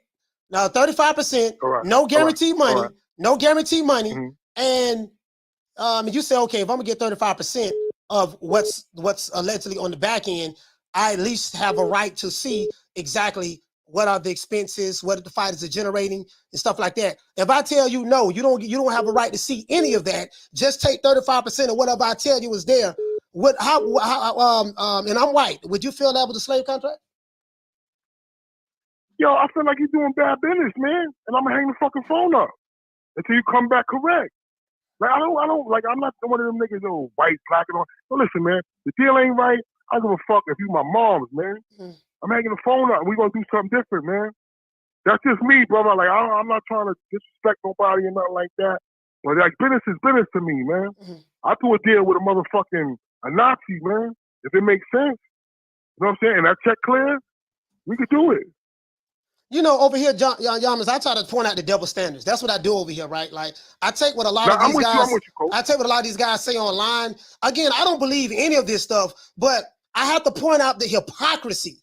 I have to point out the hypocrisy. My channel is an anti-narrative YouTube channel. And I side on the side of boxing. I don't care who the promoter is. I don't care whether it's white or black. If you want to be Black Lives Matter, BLM, whatever you want to do, fine. If you want to ride on the system, ride on the system. But when it comes to the sport of boxing, all I care about is the best fighters fighting the best fighters. That's all I care about. And if anything, Yarmis, impedes with that, I have a problem with that, my brother. Because I've been watching boxing for 42 years, and I don't, all the stuff that's stopping me and you from watching these fights, I have a problem with that. Doesn't matter whether he's a white promoter, black promoter, what network he's with, whether he's a free agent. I don't care about none of that. I just want to see the fights, but I have to call out the double standards and the hypocrisies. That's all I'm saying, fam. Coach, I agree 100%. I agree. Let me do a sidebar right quick. I'm reading the chat. This guy, Marianne G, he said, caller says, grow or net feeling he knows finance. You stupid motherfucker. I got a degree in economics, man. You don't know who's on the line. You know what I mean? These platforms give a lot of stupid niggas a chance to give their opinion, man. But I fuck with you all day, coach, man. I see what you coming with. You know what I mean? You're saying like, yo, you can't say it's a white thing, and then when it was a black nigga do it, say it's some other shit. It's some other shit. That's you know what I'm saying. No, that's why I agree with you. I say like you got some conservative viewpoint, but like this time, I definitely agree with that, man. It's about paper out here, man. And like I said, everybody in the race to put the news out first and all this bullshit. But at the end of the day, this is my personal opinion. The money is not at a level where these guys can make what they would want to take a risk like this. That's just my opinion. I'm gonna get off your line, man. Great show, man. Keep it up, baby. I love you, man. Peace Yes, sir. Shout out to my main man, Yamas from Brooklyn, man. Brooklyn, stand up, man. I call a spade a spade. I ain't on here to make no damn friends. Caller, what's your name? Where you calling from? Major Key Boxing, Central Florida was good. Man, what's going on, Glenn? What the lick read, Major Key? What's happening, man? Man, out here with no power, man, on 11%, but I had to call in about this, man. Go ahead, my brother. Hey, listen, so if this is correct, and shout out to Matt Kellerman for asking those tough questions, because a lot of times he don't even ask those questions, right? But if this is correct, what's going on, right, then good Lord, man, like this just opens one layer to everything else that's going on and why things are going the way that it's going, right? This is what we all suspect, right? But we don't have any proof. So So to hear this little interaction, right, with Max Kellerman and the other dude, you know what I'm saying? That makes me like really, really start to wonder, like what we've been talking about for the last year and a half. That is this a sustainable company? If this is what they're doing, they're not really wanting to pay anything, and everything's on the back end, and you know, and everything. When it comes down to it, they have too many fighters in their stable. You know, they're asking for this is all starting to make sense and break down. That yo, this is a bad look, man. Like if you're a free agent, don't sign a contract. You're better off doing your own little promotional company and working alongside another promotional company. This is what people should be doing right now, because these promotional companies are not looking out for our best interests as fighters. You see what I'm saying? Yeah. You're right about that. You make a valid point. And this is my thing. Major Key.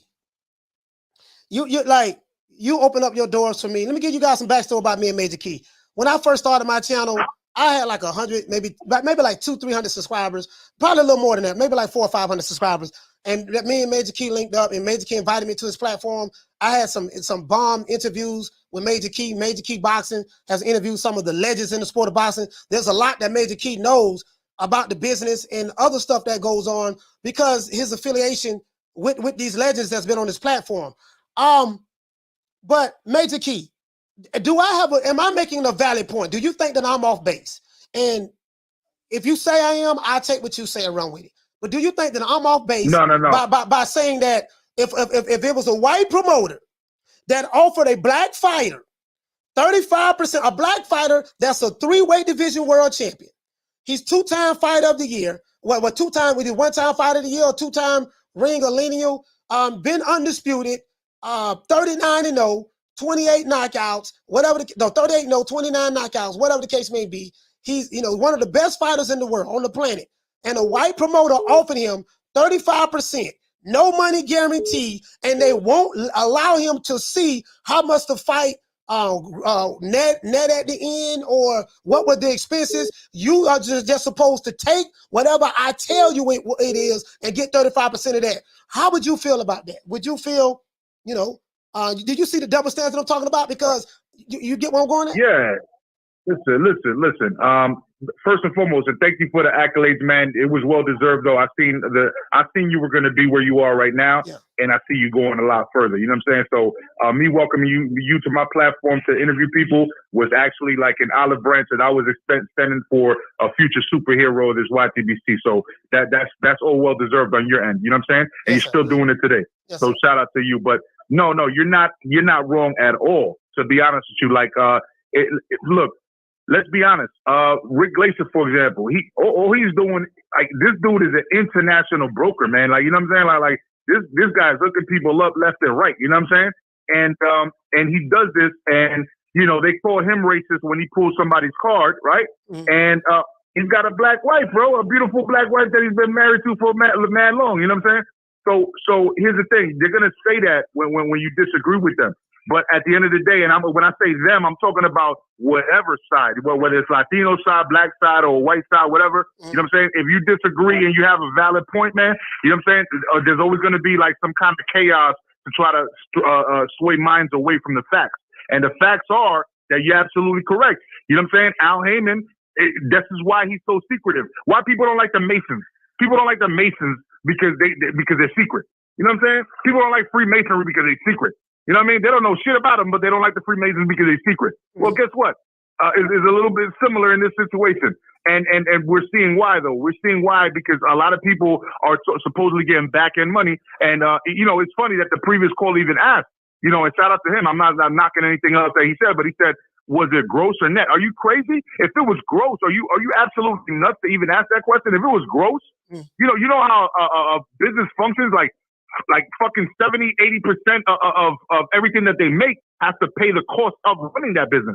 Are you crazy? They wouldn't pay no gross off of that. Of course it's net. So net means it's a smaller percentage of the money making, right? Mm-hmm. So if you're not guaranteed anything up front and all you're doing is making something that you're not guaranteed, like nobody knows you can make $1. As a matter of fact, you might owe me because we didn't make money. You know what I'm saying? You might owe me at the end of this shit. You see what I'm saying? No, that's crazy. That's crazy. Like we want to see something, and then taken right. Like what I heard about from the last interview that you just played right there. Yeah. Where they're talking about like trying to take over. That was Kid Austin and his father. They're coming on the show Sunday. Coming on the show Sunday. Yeah. So Kid Austin. And then I think I spoke to them one time too. And I love his pops. His pops mad cool and shit. Yeah. But nevertheless, when it comes down to that situation, they're absolutely right for being concerned and sketchy about it. Like, nah, why are we gonna sign this contract? You're trying to take complete control of it. You know what I'm saying? Like, nobody signs their business away. Nobody does. That's not smart business. So why would you do that? No guarantee that you're going to get a winner. You're going to get a fight. We want to own your intellectual property. If the contract, listen, this is a record. Listen, this is hip hop in the 80s and 90s, right? This is hip hop in the 80s and 90s, taking your intellectual property. This is a recording contract. This is a music business contract in boxing. Listen, even when your contract is over with, we still make decisions on whether or not you will be able to fight for someone else, or if someone offers you a fight. We're gonna have them on the show Sunday. I'm like, what kind of shit? So what kind of stuff is this? Even if my contract is over with, you still gonna decide whether I can fight somewhere else or not? We don't have a contract anymore, bro. These are the type of contracts. If it was a white promoter that was doing this, these same guys would be marching, protesting online, screaming racism, white supremacy. But when it comes to find out that their Wakanda God is the one that's doing this, the black Wakanda God is doing this to the other black fighters, these guys are radio silent. True. But yet I'm the coon. I'm the sellout.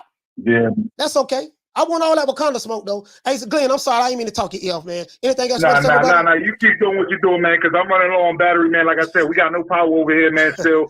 You know what I mean? We still dealing with this hurricane repercussions, man. But y'all stay safe out there, man, and I love y'all. And keep doing what you do, Coach. Yes, Peace. sir. Shout out to man, Major Key, man.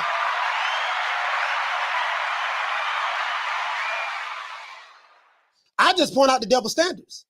That's what I do. I point out the double standards. I show you, I expose these dudes who they are. I'm going to tell you why they don't like me.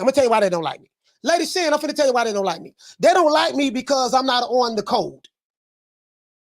They don't like me because I'm a black man on YouTube that's standing up to these suckers.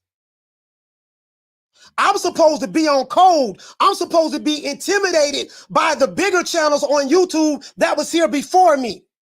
I'm supposed to fall in line. I'm not falling in line. I'm from Florida, homeboy. We don't do that.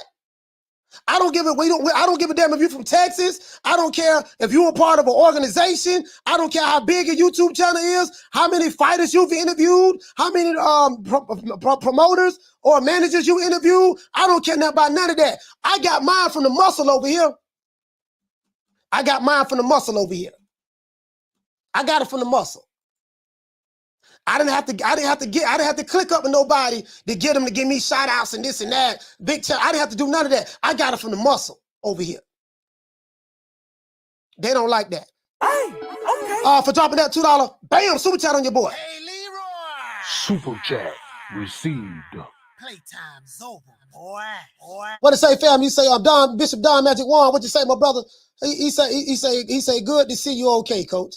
Glad you were saying, yeah, man, everything Gucci. Down from the bar, there's a platform stage.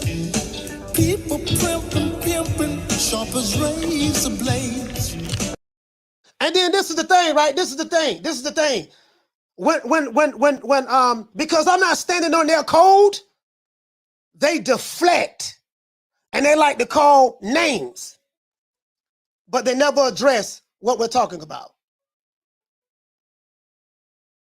Caller, what's your name? Where you calling from? Hi, Coach. This is Bad Girl TKO. Bad Girl TKO. Talk to me, sis. Where you calling from? San Diego, right? San Diego, yes. All right. Talk to me.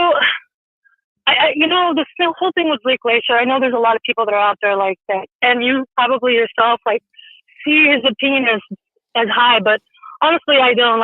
I've been following Rick and listening to Rick, and he was in a group of mine, back in the day. And from the beginning, he's been shitting hard on Errol Spence, even before he was ever anything.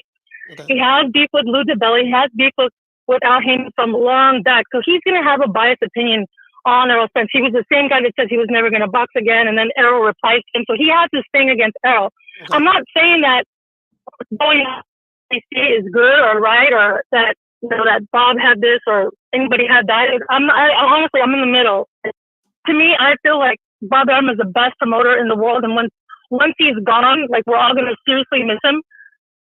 And that the lightweight division is hot because of him, and we're all excited and hanging on to boxing literally because of all the fights that he's putting on. So I feel like people should respect Bob Arum a lot more than what they do.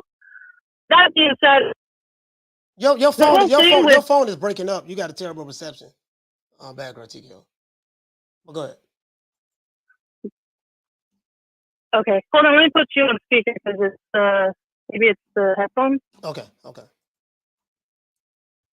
So going back to what's happening now with Mike Coppinger, somebody that not even Bob likes called him a little shut the fuck up, you little prick. Like Bob doesn't even like him because Mike was saying a bunch of bullshit that wasn't true. Like he didn't like all the shit that he was saying about. Remember that whole thing with Canelo and Plant, and that Canelo didn't want to sign a 3-year deal with Al, and everybody was saying that. But then they asked Canelo if it was true, and he lied. Canelo's like, no, that was never the case. So all these people are swirling these rumors around about like that Al is doing this, Al is doing that, wanting Canelo, hooking Canelo, and Canelo said that was never the case. It was always a one-fight deal. All right. So you saying all that to say what? I'm saying that there's more to the story than what's swirling around that. This back end money that you're talking about, that they're not being transparent with Terrence Crawford.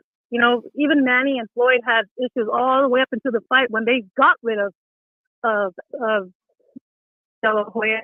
Just Floyd and Manny. Those issues even bad girl TKO. So there's always going to be some hang up, and that could be expected. Okay. All right, so make a long story short, if you were to summarize what you're saying that there's more to the story. Don't believe what Rick Glazer say. Don't believe what Mike Coppinger say. Believe what Al Heyman says, or believe what people on the PBC say. Is that what you're saying? I'm saying that every one of those guys are all biased. Everyone of what guys? Everyone of what guys? Rick, for one, specifically, and Mike Coppinger. Anybody else that's biased? That's on the PBC side? I mean, I listen to you because you're super entertaining, and a lot of the times, I'd say like 80% of the time what you say is true. But we're spinning it now like, Al's got this slave contract, and yeah, I heard what you put on about what the Boxing Voice put on. These are cases where somebody signs a contract and they're not reading it. Case in point with Mike Tyson, he didn't read his contract, nor did he give a shit because he was getting paid, but they're not really paying attention to what they're signing. And so when a boxer comes and he's going to sign with some promoter, you need somebody to represent you. You need a manager. And if you're being fucked on all directions, it's kind of like, it is what it is. Same thing with signing a house that you're probably going to fold in a couple of years and you're going to have to pay money off it, like it did when the house crashed and everyone was in these loans that were bad. People don't really understand what they're signing. So it can happen to anyone. Sometimes it could even be your manager. Crawford didn't sign anything. Let's stop right there. Crawford didn't sign anything. He agreed to the terms, so no one signed anything. But let's assume that you don't like Mike Coppinger. Fine, I don't know the guy. You don't like Rick Glazer. Fine. I didn't say that. Wait, no. Arum doesn't like. Yeah, I'm just saying. Hear me out. These are 2 years representing ESPN. Okay, Bob fine. Doesn't like Mike. Okay, Bob doesn't like these guys. Both of them work for ESPN. Okay, Bob don't like these guys. Okay, fine. Forget. Let's throw them out of the way. Let's assume, for argument's sake, that what Mike Coppinger said was true. How do you feel about that? An ESPN insider has insight to what's going on in the PBC. That's what you're saying? I'm asking you. Just assume that it was true. I know your position. Let's assume that if it was true, maybe the fight will happen. How would you feel? How do you feel about that? Do you think it's a slave contract? Well, maybe it is true. Maybe the fight will happen in January or next year, and that's fine. The fight's going to happen, but there's a lot of things that need to go down. There's people in the undercard, the location. There's a lot of stuff that has to happen. So, maybe they need more juice, more popularity, more buzz about the fight. Like right now, if it happened, it's not going to make the amount of money that they want. You're not answering my question. You're dancing around in circles. Okay, go ahead. I said, if it's true that Terrence Crawford agreed to get 35%, no guaranteed money, and he's not allowed to see how much the fight generates, how much money is being spent so that he can determine whether he's getting his fair share of the 35% on the back end. Do you think that's fair? Ridiculous. That sounds ridiculous, to be honest. It sounds so ridiculous. I mean, come on. He's getting 30% and not seeing anything else, and he's just getting a flat rate, which no one in these days gets a flat rate. I didn't say he get a flat rate. I didn't say that at all. Were you listening? The 30%, and then he's not going to see. I said 30. I said 35%, and he's supposed to get 35%. No, he's supposed to get 35% of the back end. Which, do you know what back end means? Back end means the upside of the pay-per-view. Yes. So he's supposed to get 35% of the upside of the pay-per-view, but he's not allowed to look at what are the expenses that are being spent. Name one person that has seen the back end. Name one person that has seen the back end and has been able to mathematically compute the 35% of the amount of all the people that have tuned in. Name one person. They're supposed to. You're probably not familiar with this, but if you're going into a partnership with the company and they're telling you that you're going to get 35% of something that's on the back end, whatever the fight generates or whatever, the fighter and the promotional company are for transparency purposes, are supposed to see that. That's the norm. I'm pretty sure Canelo Alvarez was able to see what the fight generated with him and Katie Plant as well. Right, but we've never talked about it. Not even Floyd. Not even to the where Floyd needs to see the amount of money. It's invisible position is what? For Crawford, but for everybody else, it was visible. So your position is what? You believe it? You don't believe it? If it's true, do you think that's a good deal for Crawford or what? Story. I feel we're spinning this story around because it's fun and it's what we can do. And believe me, I've been doing this for. Your phone. I've been doing this as long as you. All right, your phone is messed up. Your phone is messed up. Hey, Bad Girl TKO, thank you for calling in. I get your position. Thank you. Yeah. Call from. Caller, what's your name? Where you calling from? This Volvo Ranch, Cleveland, Ohio. Volvo Ranch, Cleveland, Ohio. Talk to me. Are you saying that Terrence Crawford can't? Hold on, you saying that he can't see what's being made on the back end? That's what Mike Carpenter is saying. He's saying that all of the I played the video twice. He said that the issue is he doesn't get a guarantee 35%. Again, assuming this is true. And I said this in the beginning of the show. I don't know. I said, assuming this is true, do you think that this would be considered a slave contract if the promoter was white? That was what I was saying. But he's not allowed to see, what the expenses are and stuff like that, what's being spent. Because if you're going to agree to 35%, no guarantee on the back end, at least let me see what the back end is. Let me see what it did, what it generated. You know what I mean? And so according to Mike Carpenter, not according to Coach Malachi Williams, not according to anyone else that I know, but according to Mike Carpenter, I don't have a relationship with Mike Carpenter. I don't know Mike Carpenter. I don't know where he lives at, where he's from. I'm just saying, if what he's saying is true, and a lot of people, they believe what other YouTube channels say. If a YouTube channel say something, they believe it. If another guy said, believe it. So my thing is, if what they're saying is true, do you think that if it was a white promoter offering Crawford that, would that be a slave contract? Yeah, that's a slave. I don't care who the promoter is. Yes. That's bad business. How I can't see what I'm doing with my business? Who does a business deal like that? Who does that? Like, you gotta be an idiot. Crawford too old for that. Crawford been in the game too long for that. Like, I'm not gonna show you mine. Like, if we doing business, I'm supposed to show you mine, and you're supposed to show me yours, right? Right. That's called transparency. It's called transparency.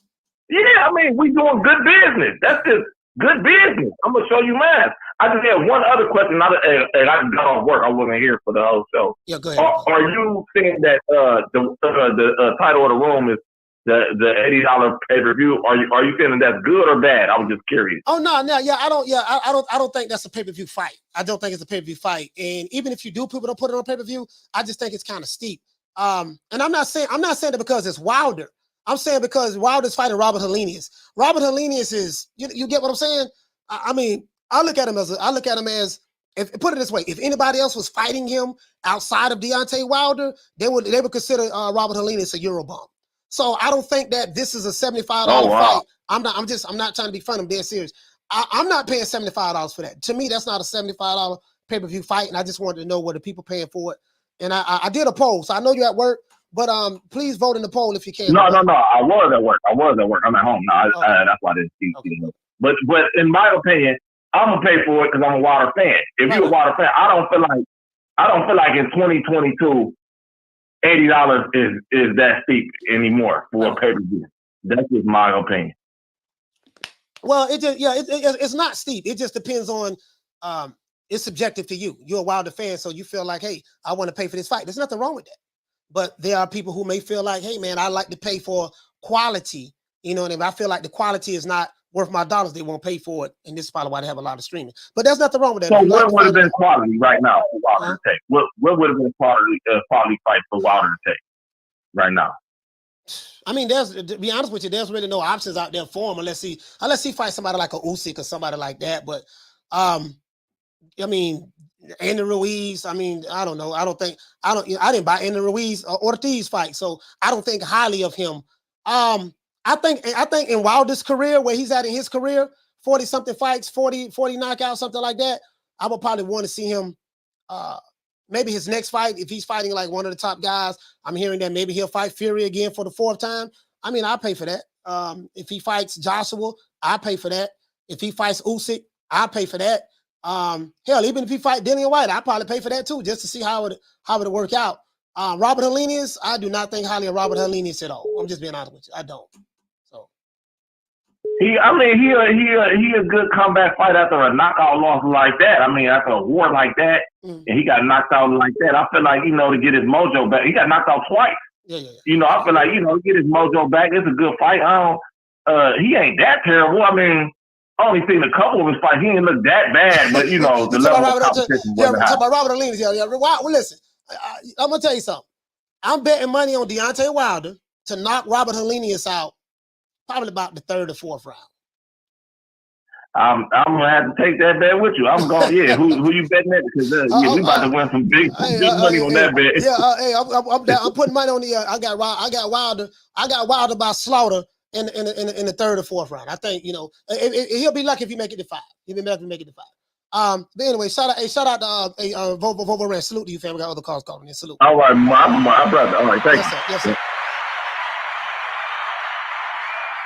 Shout out to Bishop Don Magic One. Okay. Dropping that $2. Bam! Super chat on your boy. Hey, Leroy. Super chat received. Playtime's over, boy. He said the last caller is a PBC fangirl. Down from the bar, there's a platform stage. People pimping, sharp as razor blades. It is what it is, man. All I know is this here. I got a fighter. My fighter ain't taking no 35%. So let's sign the contract right here. We got a contract right here for my fighter. We ain't taking no 35%. Nothing on the back, 35% of the back end, no guarantee. We ain't taking that. Not us over here. Old pussy ass nigga, what's going on, boy? I'm telling you, boy, I'm knock your fuck ass out, boy. Blow for blow, pound for pound, nigga. I got the title, nigga. I'm telling you, boy, I'm finna knock one of you Wakanda niggas out. Nigga, I got these hands, nigga. I'm throwing them paws at that nigga, finna knock your ass down again, nigga. Get your ass back up, nigga. Don't run, nigga. I'm telling you, boy, I want all the smoke. Nigga, I'm throwing them paws, nigga. I'm putting my hands on you, nigga. I told you what I'm gonna do to you, nigga. Catch you with the check left hook. Nigga, check left hook, nigga. I told you, boy, pound for pound, nigga. I'm the best. This more action than any Devin Haney fight.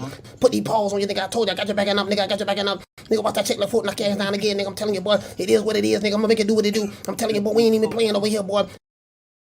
Yeah, it is what it is, man. Like, a lot of you guys who make these arguments, I get it. You guys argue both sides of the coin. I get it. I get your angle. You sit back and say other people are biased while ignoring the fact that you are biased towards your angle that you're spinning as well. I get it. I can tell what you say. I can hear it. We just agree to disagree. Again, if it's something that you don't like about the content, you know what I mean? Just don't watch the show. That's my only advice I can give you. We're going to continue to grow.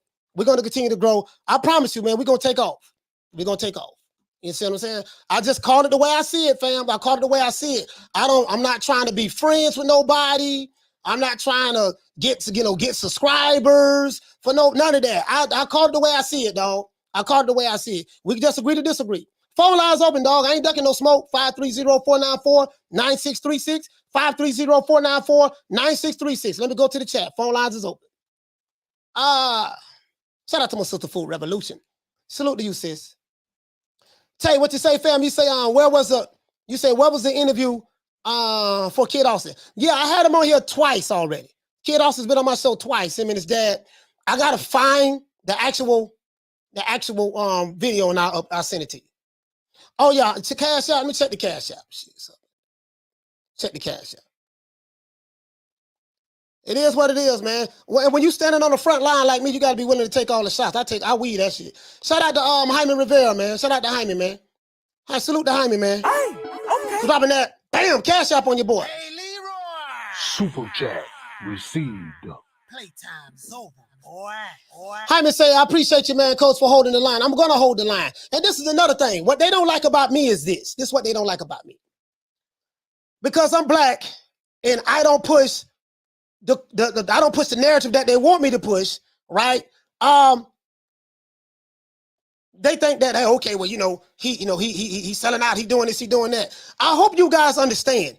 I don't give a fuck about what you think about me. I don't. I care nothing about your channels. I care nothing about your subscribers. I don't. I'm going to hold the line. I care about boxing. There's a reason why those who hate me watch me every day. I'm good at what I do. That's why they watch me. I'm the nigga you love to hate on YouTube in the YTBC. I'm going to hold the line. Period. Shout out to old Samuel. Samuel, what's going on, fam? What's going on? Jason Mones, he said, you've been sold out. You dislike our people, our king. Man, I don't even know if you black. Like Jason Mones, we don't even know who you is. You a troll from the highest order. One thing I like about you, Jason Mones, you are consistent, though. I give you that. You consistent. You consistent. I give you that. I give you that, fam. This is one of my biggest fans right here, Jason Mones. This is one of my biggest fans. Jason, up the super chat up, though. $2. You got to do better than $2, fam. You got to do better than $2. Shout out to Jay Greens. He said, wait till AJ Wilder happens. He said the LDBC going to love that one. Boy, you know that ain't going to happen. That ain't going to happen. We already know that. That ain't going to happen. Going to be the same old. But let's go ahead and thank Al Heyman. Well, I guess I got to be like everybody else and thank Al Heyman. I can quit my job now, baby. 6 figures, baby. You feel me? I'm about to But a name. Do you have a name? Oh, nah, I ain't got no name, you know. Name them names, man. They know who they is. Name them names, please. The names need to be named. They know who they is. The Mexican monster. All I know is this here. All you you Tyson Fury fan. Listen to all my haters and detractors. When I found you, you was on coke. You was on the verge of depression. You was contemplating committing suicide. I brought you back from those garbage ass channels that you be watching. I brought you back, so you should be thankful. Don't ever forget. When I found you, you was strung out on coke. When I found you, you was like a big house, contemplating about killing yourself. So don't you ever forget who brought you to Big Time Box. I drugged you back. I brought you back. I provided food and put food on your table for your family to eat. And I'm doing it for the second time. So don't you ever forget that. Jaime, I read your super chat. You didn't hear it. I read your super chat, fam. I read your cash app. I read it. I read your cash app. You said that let me look at it again. I read your cash app. You said that thank you. Hold on. You said I appreciate you for holding the line, bro. I read it, fam. I read it. You probably missed it. You probably missed it. It is what it is, man. It is what it is, man. Well, listen, when you take my position, you have to be unapologetic. When you take my position. And you gotta be willing to stand on your square, no matter what, and take on all comers, all challengers, all YouTube channels, all subscribers. Drop their phone number, let them call into the show, and don't duck no smoke. I take it all. You want to know why? Because I body every last one of them. I body the men, I body the women, I body the niggas, I body the bitches, I body the pimps, I body the hoes. Don't make me no never mind. Every last one of them will be it'll be a body bag waiting on their ass over here for them. I'm sorry? 160 is my weight division. I want to unify. I want to get Golovkin in the ring. I want to bring him to Houston. You know what I'm saying? I want to get Canelo out here to Houston. If they really to come down to 160, this is my weight division. It is what it is. Let me see how many likes we got, man. How many likes we got? I dropped the line early. Hey, we need 3 more likes. Let's get them likes up, man, so I can get over 300, man. Get over 300, man. 300, my magic number. 300, my magic number. Y'all know me, man. Listen, boy, last year, Last year, I was a savage. Last year, I was a savage, bro. I have calmed down a lot. Since last year. But right now, I'm kind of irritated a little bit. And anybody who know me, who's been watching my channel, when I get irritated, I'm very, very blunt. I'm very, very blunt. I'm very blunt. This is why I have to smoke weed before I do a show. I smoke weed before I do a show to keep me, you see what I'm saying? To keep me here. I'm very, very blunt. I don't give a damn. My mouth ain't got no filter, dog. I'm just letting you know. Shit. Mouth ain't got no filter, so it is what it is. Let me go ahead and talk to the people in the chat, though. Phone lines open, man. 530-494-9366. These dudes be having so much to say. It's killed me. Like, when the show ends, they'll send me all kind of messages. They have so much to say. But when I'm on live, they don't call in. 530-494-9636. They won't call into the show. What them niggas at? What them niggas at who think I'm a coon? What them niggas at who think I'm a sellout? What them niggas at who think my channel is a rest haven for racism, white supremacy? Well, yeah, call into the show. I'll listen to you. What them niggas at who want to threaten me? Tell me when they see me, they're going to do A, B, C, and D. Call into the show. I don't bite. Where they at? Jason Mones, no caller ID. No caller ID. No, Jason Mones, let's see.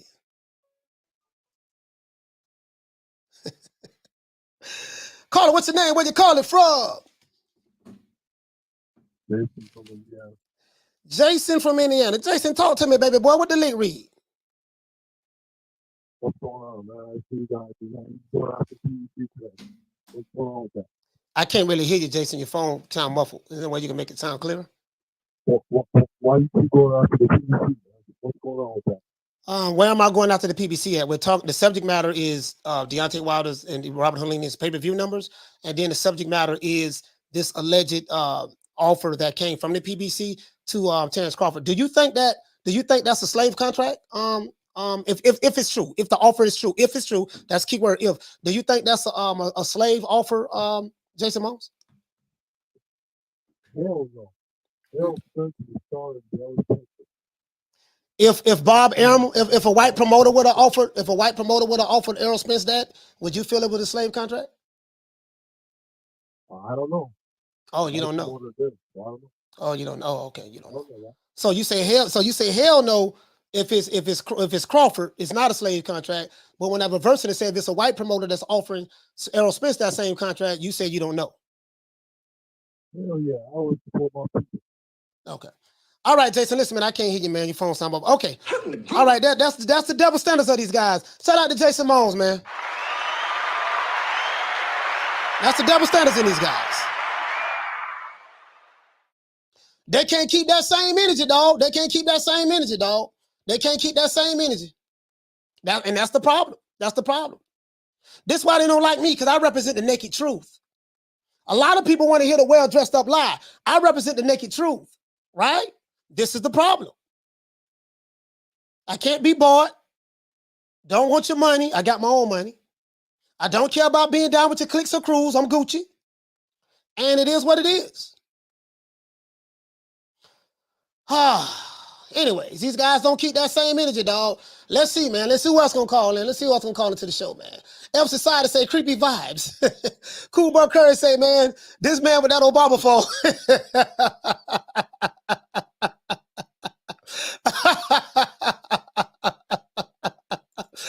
Yeah. I'm gonna give them something to talk about today, though. They can talk about this show today. Talk about this show. Y'all don't like that old pussy ass nigga called Malachi. I swear to God, I don't like that nigga, dog. When I see that nigga, dog, I want to swing on that nigga. Why do you want to call him to the show? Nah, I ain't gonna call him to the show. I'm gonna be that nigga. I'm too cut to call him to the show. But what I'm gonna do, dog, I'm gonna just keep sneak dissing, dropping stuff, saying this and that. I'm gonna tell my favorite channel to come over there and pull up on them. It is what it is, man. I call it the way I see it.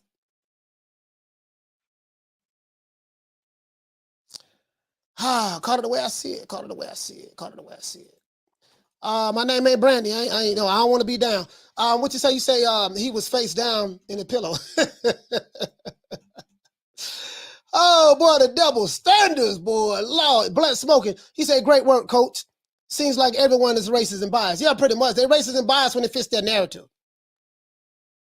They're racist and biased when it fits their narrative. They pick and choose when they want to play the race card. JT, he said, I got a feeling Jason is another YTBC creator. Tries to hide his voice. Yeah. I mean, it's obvious he's hiding his voice, but you know. Edwin said, shout out to Edwin. So dropping that $2. Bam, super chat on your boy. Hey, Leroy. Super chat received. Playtime's over, boy. This is the way I see it, right? This is the way I see it. My code is the truth. What you say? You say Moans live under the sea. He must get free Wi-Fi. Down from the bar, there's a platform stage. People pimping, sharp as razor blades. And, you know, and listen, I ain't biting my tongue, dog. I call it the way I see it, dog. I don't bite my tongue at all, dog. I call it the way I see it, fam. You know, if this is true, and the key word is if, because a lot of these dudes is slow. And I tell you guys, you have people, they believe what they want, they see what they want to believe versus believing what they see. I've always said, when it comes to these two guys, Spence and Crawford, I said the reason why I don't like shooting 1,000 videos like these other niggas do about Spence and Crawford, you know, oh shit, Crawford just changed his draws. Shot a video about that. Oh shit, Errol Spence just brushed his teeth. Shot a video about that. Oh stuff. Sources say that Errol Spence and Crawford was talking on the telephone. Oh shit, you won't believe this. Wow. Sources say, yeah, you're not like me. Like I'm not, you know, because my channel don't depend on the clicks for that, right? I like to take the wait and see approach because I'd rather be right than to be first and wrong. So you guys know who've been watching me, you know I don't even make a lot of those videos. This show is not even titled that. Shout out to Boxing Nerd for dropping that quarter of a bam dub on your boy. Hey, Leroy. Super chat received. Playtime's over, boy. Oh, you want the smoke? He said, Coach, please. He said, please blow the rabbit voiceover up. It's the funniest thing I see today. She'll put it up everywhere, make it go viral. You know what I need to do? I need to put that video up, man, on TikTok. Oh, pussy ass nigga, what's going on, boy? I'm telling you, boy, I'm knock your fuck ass out, boy. Blow for blow, pound for pound, nigga. I got the title, nigga. I'm telling you, boy, for the knock one of you Wakanda niggas out. Nigga, I got these hands, nigga. I'm throwing them paws at the nigga for the knock ass down again, nigga. Get your ass back up, nigga. Don't run, nigga. I'm telling you, boy, I want all the smoke, nigga. I'm throwing them paws, nigga. I'm putting them hands on you, nigga. I told you what I'm gonna do to you, nigga. Catch you with the check left hook, nigga. Check left hook, nigga. I told you, boy, pound for pound, nigga. I'm the best. This more action than any Devin Haney fight. Put these paws on you, nigga. I told you, I got your backing up, nigga. I got your backing up, nigga. Watch that check left foot, knock your ass down again, nigga. I'm telling you, boy, it is what it is, nigga. I'm gonna make it do what it do. I'm telling you, boy, we ain't even playing over here, boy. Why? We wait. Hey, guess what? Hey, here go the contract right here. What the nigga be saying? Sign the contract. 60-40, 70-30, 80-20. Take whatever we give you. I got a contract right here. We got a contract right here. Sign this contract. True. Sign the contract. We want all the smoke. Sign the contract. Sign it. Sign with access. Sign the contract. We want all the smoke. We ain't running. I swear to God, we ain't running over here, boy. If listen, I'm gonna tell you like the old coons told me, boy. If you see him on the side of the road fighting a grizzly bear, nigga, help the bear. Pour honey on me. True. Pour honey on me. Woo, boy, he got that Wakandas, boy. These niggas, boy, shaking like a leaf in the middle of a hurricane. They won't even call the show. He said, salute to Coach Malachi. What's cracking? What's cracking, Martin? Martin, what's going on, Phil? What's going on? Martin, what's going on? What's going on? What's going on? I gotta go to the gym later on, guys, get my swole on. Gotta go to the gym, get my swole on. I ain't really been able to do that because of the hurricane. I hope I don't see no Wakanda nigga though. I had a Wakanda nigga telling me he gonna pull up when he called the show. He working out next to me in the gym. I said, oh my Lord, Wakanda, what Wakanda doing? Wakanda, what you doing? He's talking about he gonna put them paws on me. He training to get ready for me for a celebrity boxing match. I say, no, man, I got to go. But them niggas don't hit that phone. They already know what time it is. Wakanda, bring your ass over here, nigga. This what I'm gonna do to you. Oh Lord, him. Oh, I just kicked Wakanda in the face. Oh, hit him in the stomach. Oh Lord, kick him, slap him, kick him again. Oh Lord, I'm beating Wakanda ass. What you gonna do, Wakanda? You want some more? Oh Lord, hammers, go up on him, bam, catch him in the neck. Ah, Lord, Wakanda is dead. Oh yeah, it is what it is. It is what it is. Connect with the safe. I mean, he said the rabbits was really throwing hands. True. Hey, Connect, man. Hey, it is what it is, man. It is what it is, man. Connect, it is what it is. Hold on. Hold on. What Jason Moore say? He said, when we face to face, it's going to be a different story.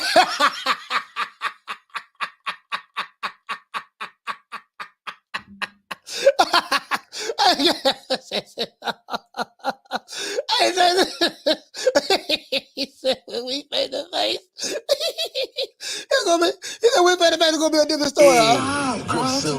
Stop. No. Don't try to break this up, Cassandra. He was tough online in my comment section on Instagram. Now he quiet now that we face to face. No, look at my eyes and reflect, player. Keep that same energy, playboy. Oh, he for the alphabet. He for the alphabet book community. He's a Wakanda nigga.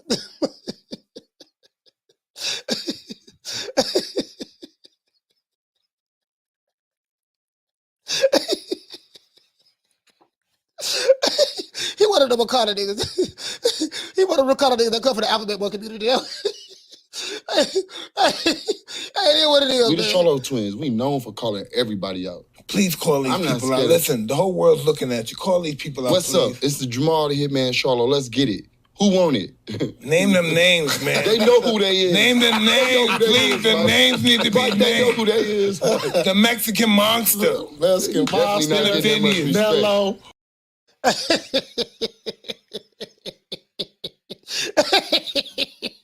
Boy, this is hilarious, boy. 530-494-9636. 530-494-9636. 530-494-9636. Any of the ops want to call in. Anybody think I'm a coon, call into the show. Anybody think I'm a sellout, call into the show. If there's any content creator that don't like me, feel some type of way, please call into the show. I want to hear from you. Maybe you convince me of your position. True.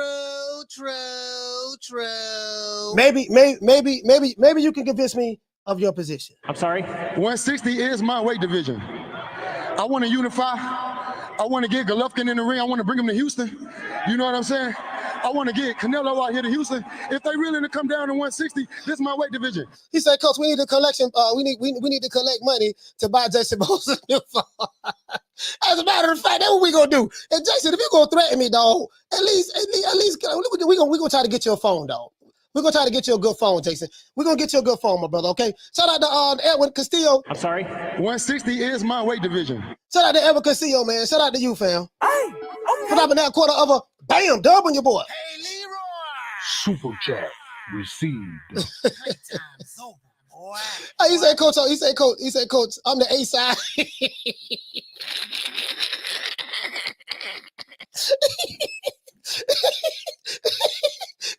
He said, Coach, on the A side, but you ducked me. He said, but you ducked me because you did size. Sources said you didn't like my interest. Música la cucaracha. Música la cucaracha. It put the fear of God in you. Yeah, now if you come some cockroaches now, hey boy, you Lord have mercy, boy. You know how, hey, boy, I don't mess with them cockroaches. I don't mess with them cockroaches. You already know, fam. Shout out to little Green Eyes P. She said, oh yeah, I want to unify. Again, these guys don't have a boxing criteria. My boxing criteria, and I got to keep reminding these guys because they don't keep it boxing. They keep it everything but boxing. My boxing criteria is the level of competition. What's the level of competition that the fighter is fighting? That's number one. Number two, how many top 10 fighters has the fighter fought? Number three, did the fighter clean out of the division if he been there for an extensive amount of time? Meaning, did he dominate? Did he fight all of the top guys and or most of them? And the other boxing criteria is how many career-defining fights has the fighter had? And we the only boxing community that we also have commandments. Let me go ahead and hit the poll. In the poll, we have 534 people participated in this poll. Wilder versus Helenius pay-per-view.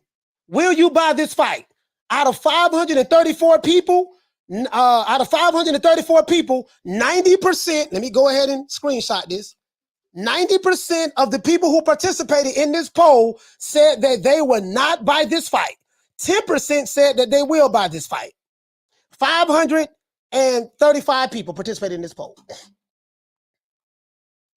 Hey, shout out to Arlette. But shout out to Basuta Arlette. She said even coaches' trolls are the best. I never seen anyone that trolls like someone of the people on this channel. Yeah, these guys are persistent. And you know what I realized, Arlette? What I realized, Arlette, is this. My haters are my biggest supporters. They're my biggest supporters. And I'm not gonna lie, I love my haters. I tell you why I love my haters, because my haters they really, you know, of course we have a lot of good supporters, but their haters, you know, it says a lot. It says a lot about the job that I'm doing. It says a lot about the job that I'm doing. The fact that I can have people who hate me so much, but they'll watch me every goddamn day. Shout out to Ephraim. What you say? He said, have you seen Shields' Twitter? No, what Claressa Shields doing? No, I haven't seen her Twitter yet. I need to go look at it. I hear she causing some records over there. What you say, Jorge? He said, I say pay-per-view event because of the main event and co-main. If it was just Wilder, it wouldn't be a pay-per-view fight. However, it's not $75 though.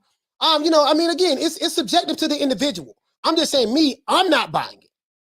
I'm not buying it, and I'm not buying it because we still ain't got the Crawford Spence fight. So,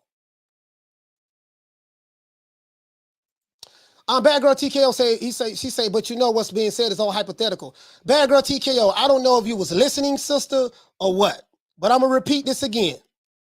And this, if you're referring this to me, I'm gonna say this slow so you can hear it. As I said before in the beginning of the show, if what's being reported is true, let me repeat that again, Bad Girl TKO. If what's being reported is true, let me repeat that one more time, Bad Girl TKO. If what's being reported is true, do you think that's a slave contract? That's one. And two, if it was a white promoter that offered this type of contract to a black fighter, if it was true, how would you feel about that? Would you say that that was a slave contract from the white promoter? That's it. So I hope I made myself clear. Oh, Lord, these people so goddamn slow.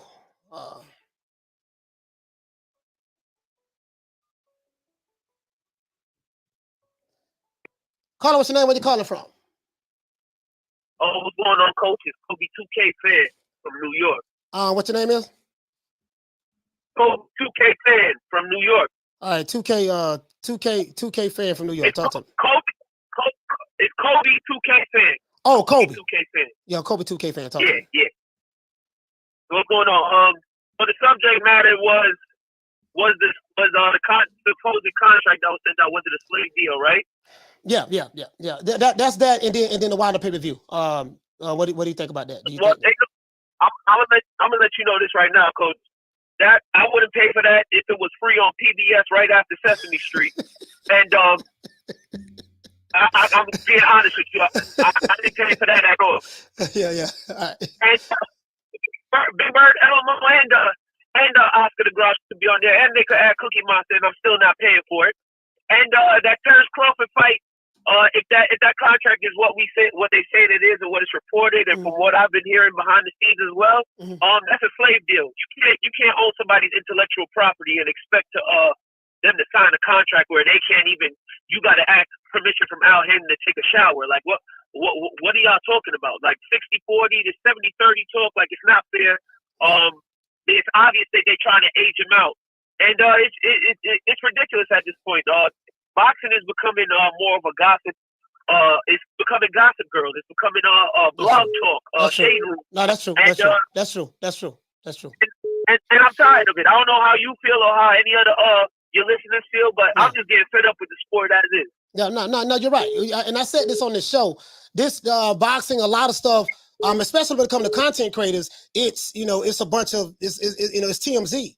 It's TMZ, but it is what it is. To be honest with you, the people like it. The people like the TMZ. The people like the gossip. Now, the true boxing fans, we want to see the fights, but that's just where it's at. Everything you just said, this is where it's at. And I see certain narratives being put certain ways. And what I try to do is I'm an anti-narrative station. We have commandments over here. So I just try to try to keep it right down the middle and show it. You don't have to agree with me. I may say some things that you don't agree with. There's nothing wrong with that. But I want to have a community to where everybody who even if they don't agree, we should be able to come to a community without any race baiting, without any double standards, none of that, and just speak your piece. That's it. That's what I try to do over here, and it is what it is. But I totally agree. Boxing now has become just some TMZ type shit. I totally agree with that.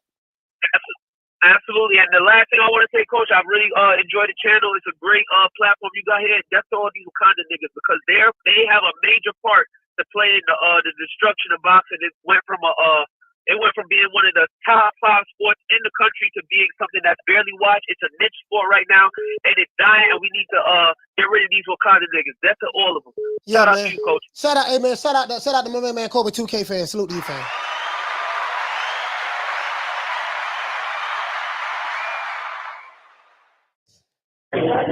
Carla, what's your name? Where you calling from? Hola, buena. Hola. Wait a minute.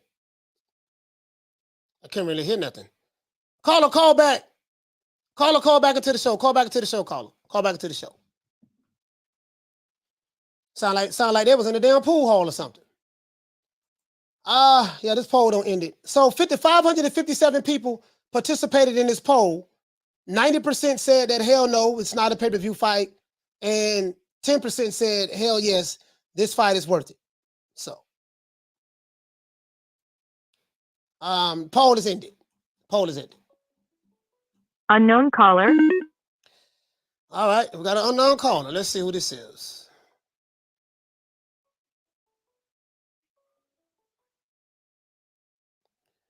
Caller, what's your name? Where you calling from? What's up, Coach? This is Boogie from Sacramento. What's happening, bro? Man, Boogie from Sacktown. Talk to me, fam.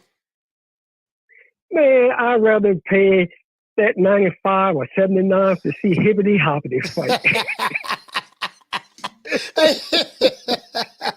Man, Coach, I've been watching boxing. I'm 54. Yes, I've been watching boxing since I was 7 years old. It's got to be the worst era of trying to make fights. And I appreciate you, man, and I love this show. I mean, I appreciate it, man. Hey, shout out, man. Shout out to my brother, man, for calling in from Sacktown. Boogie from Sacktown. Give him a round of applause. All right, I'm going to say this. I'm going to leave you guys with this. I care about the sport of boxing. I don't care about your narratives. I don't care about whether you're Hispanic. I don't care about whether you're white. I don't care about whether you're Asian, black. Don't matter to me. All I care about is seeing the best fighters fight the best fighters. That's what I care about. And if we can't get the fights, whether it's a black promoter, white promoter, Hispanic promoter, regardless of what race or nationality the promoter is, if we can't get the fights, I won't smoke with everybody. That's all I care about. I don't care if you like me or not. I don't care if you unsubscribe.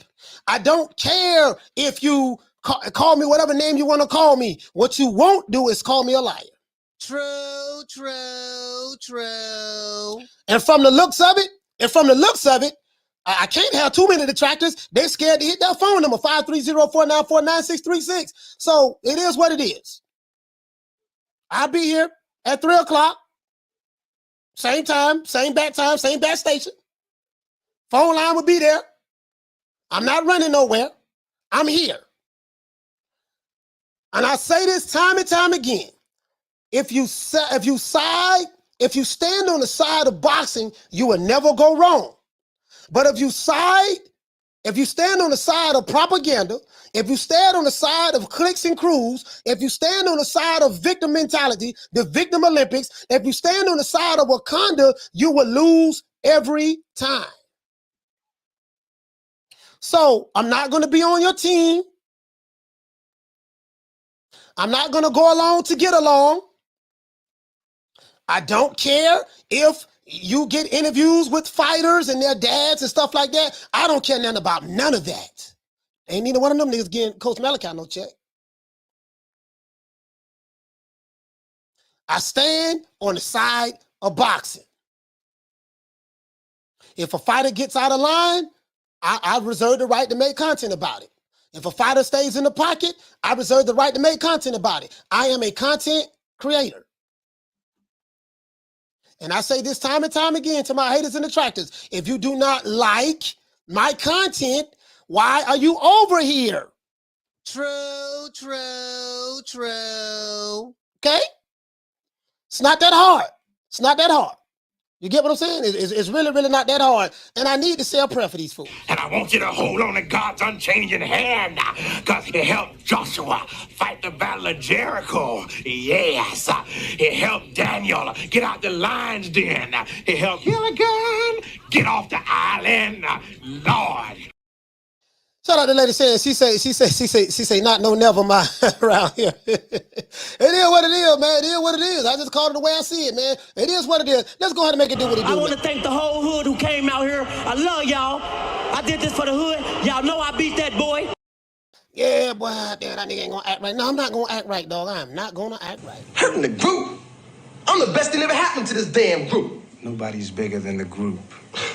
Y'all ain't stupid. I'm the one selling the records. They coming to see me. They coming to see the Temptations. Ain't nobody coming to see you, Otis. Yes, sir. It is what it is, man. We're gonna make it do what it do, man. It is. I'm a chain belt in Kung Fu. Bruce Lee was my teacher. Watch this.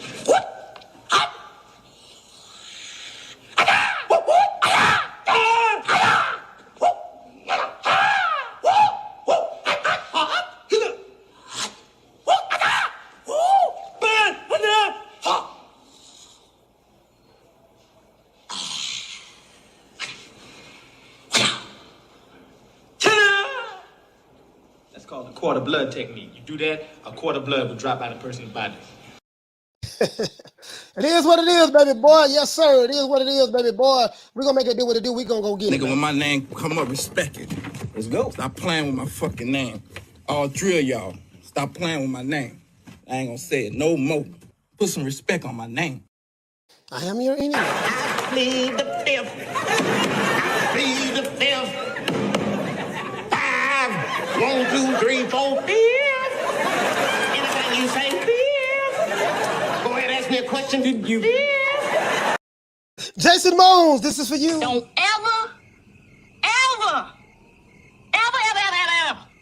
come by here. Okay? We know you Wakanda niggas. You like all that fugazi shit. Make it last.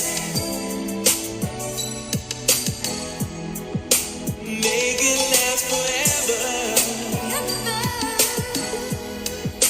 Don't let I love you.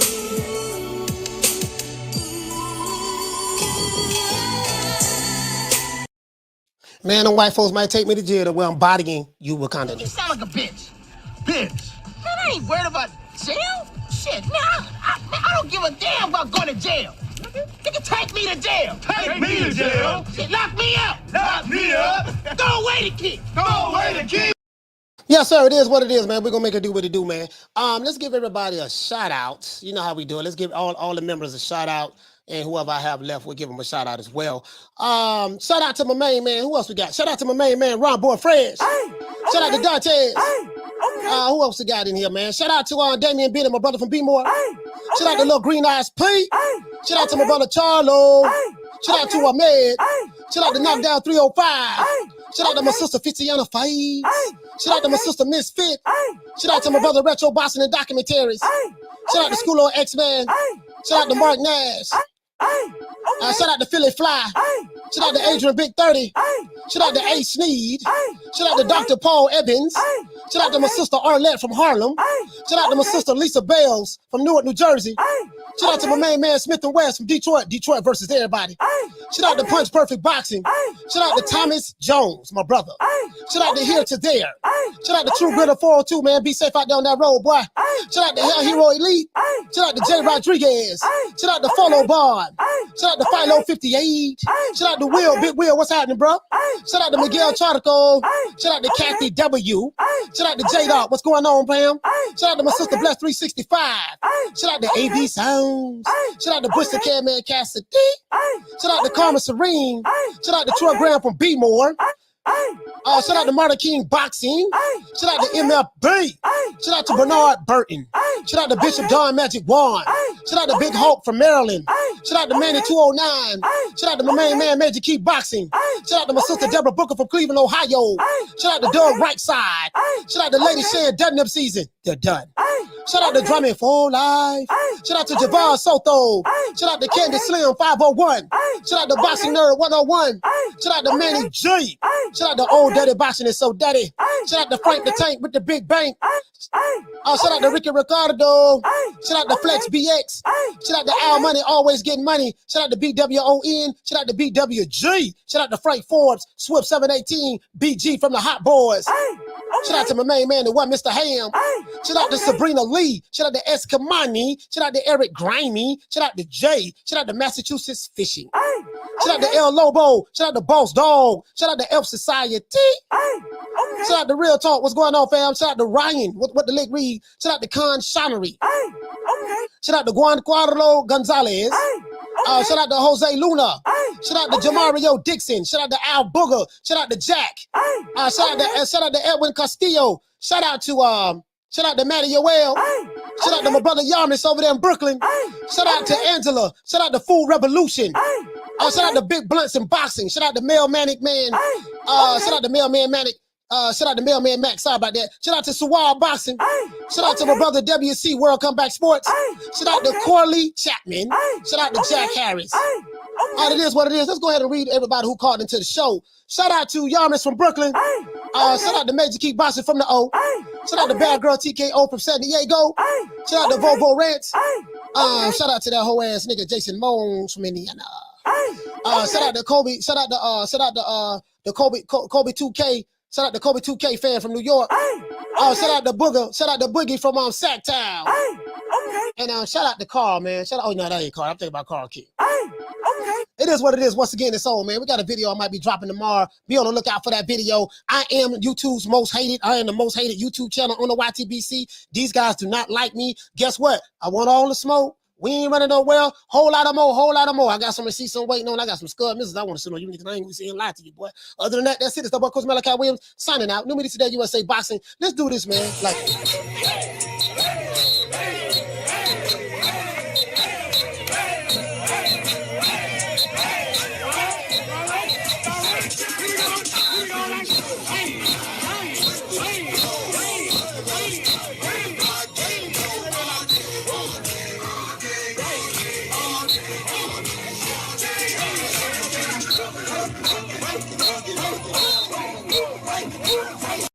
Hey man, you're a content creator out there, stand on your square. Don't let them niggas run you off the block. Stand on your square. I'll lead the charge. Don't worry about it. I got your back. Other than that, that's it. It's our boy Coach Malachi Williams signing out. New Media Today, USA Boxing. You know my motto. Don't meet me there, beat me there.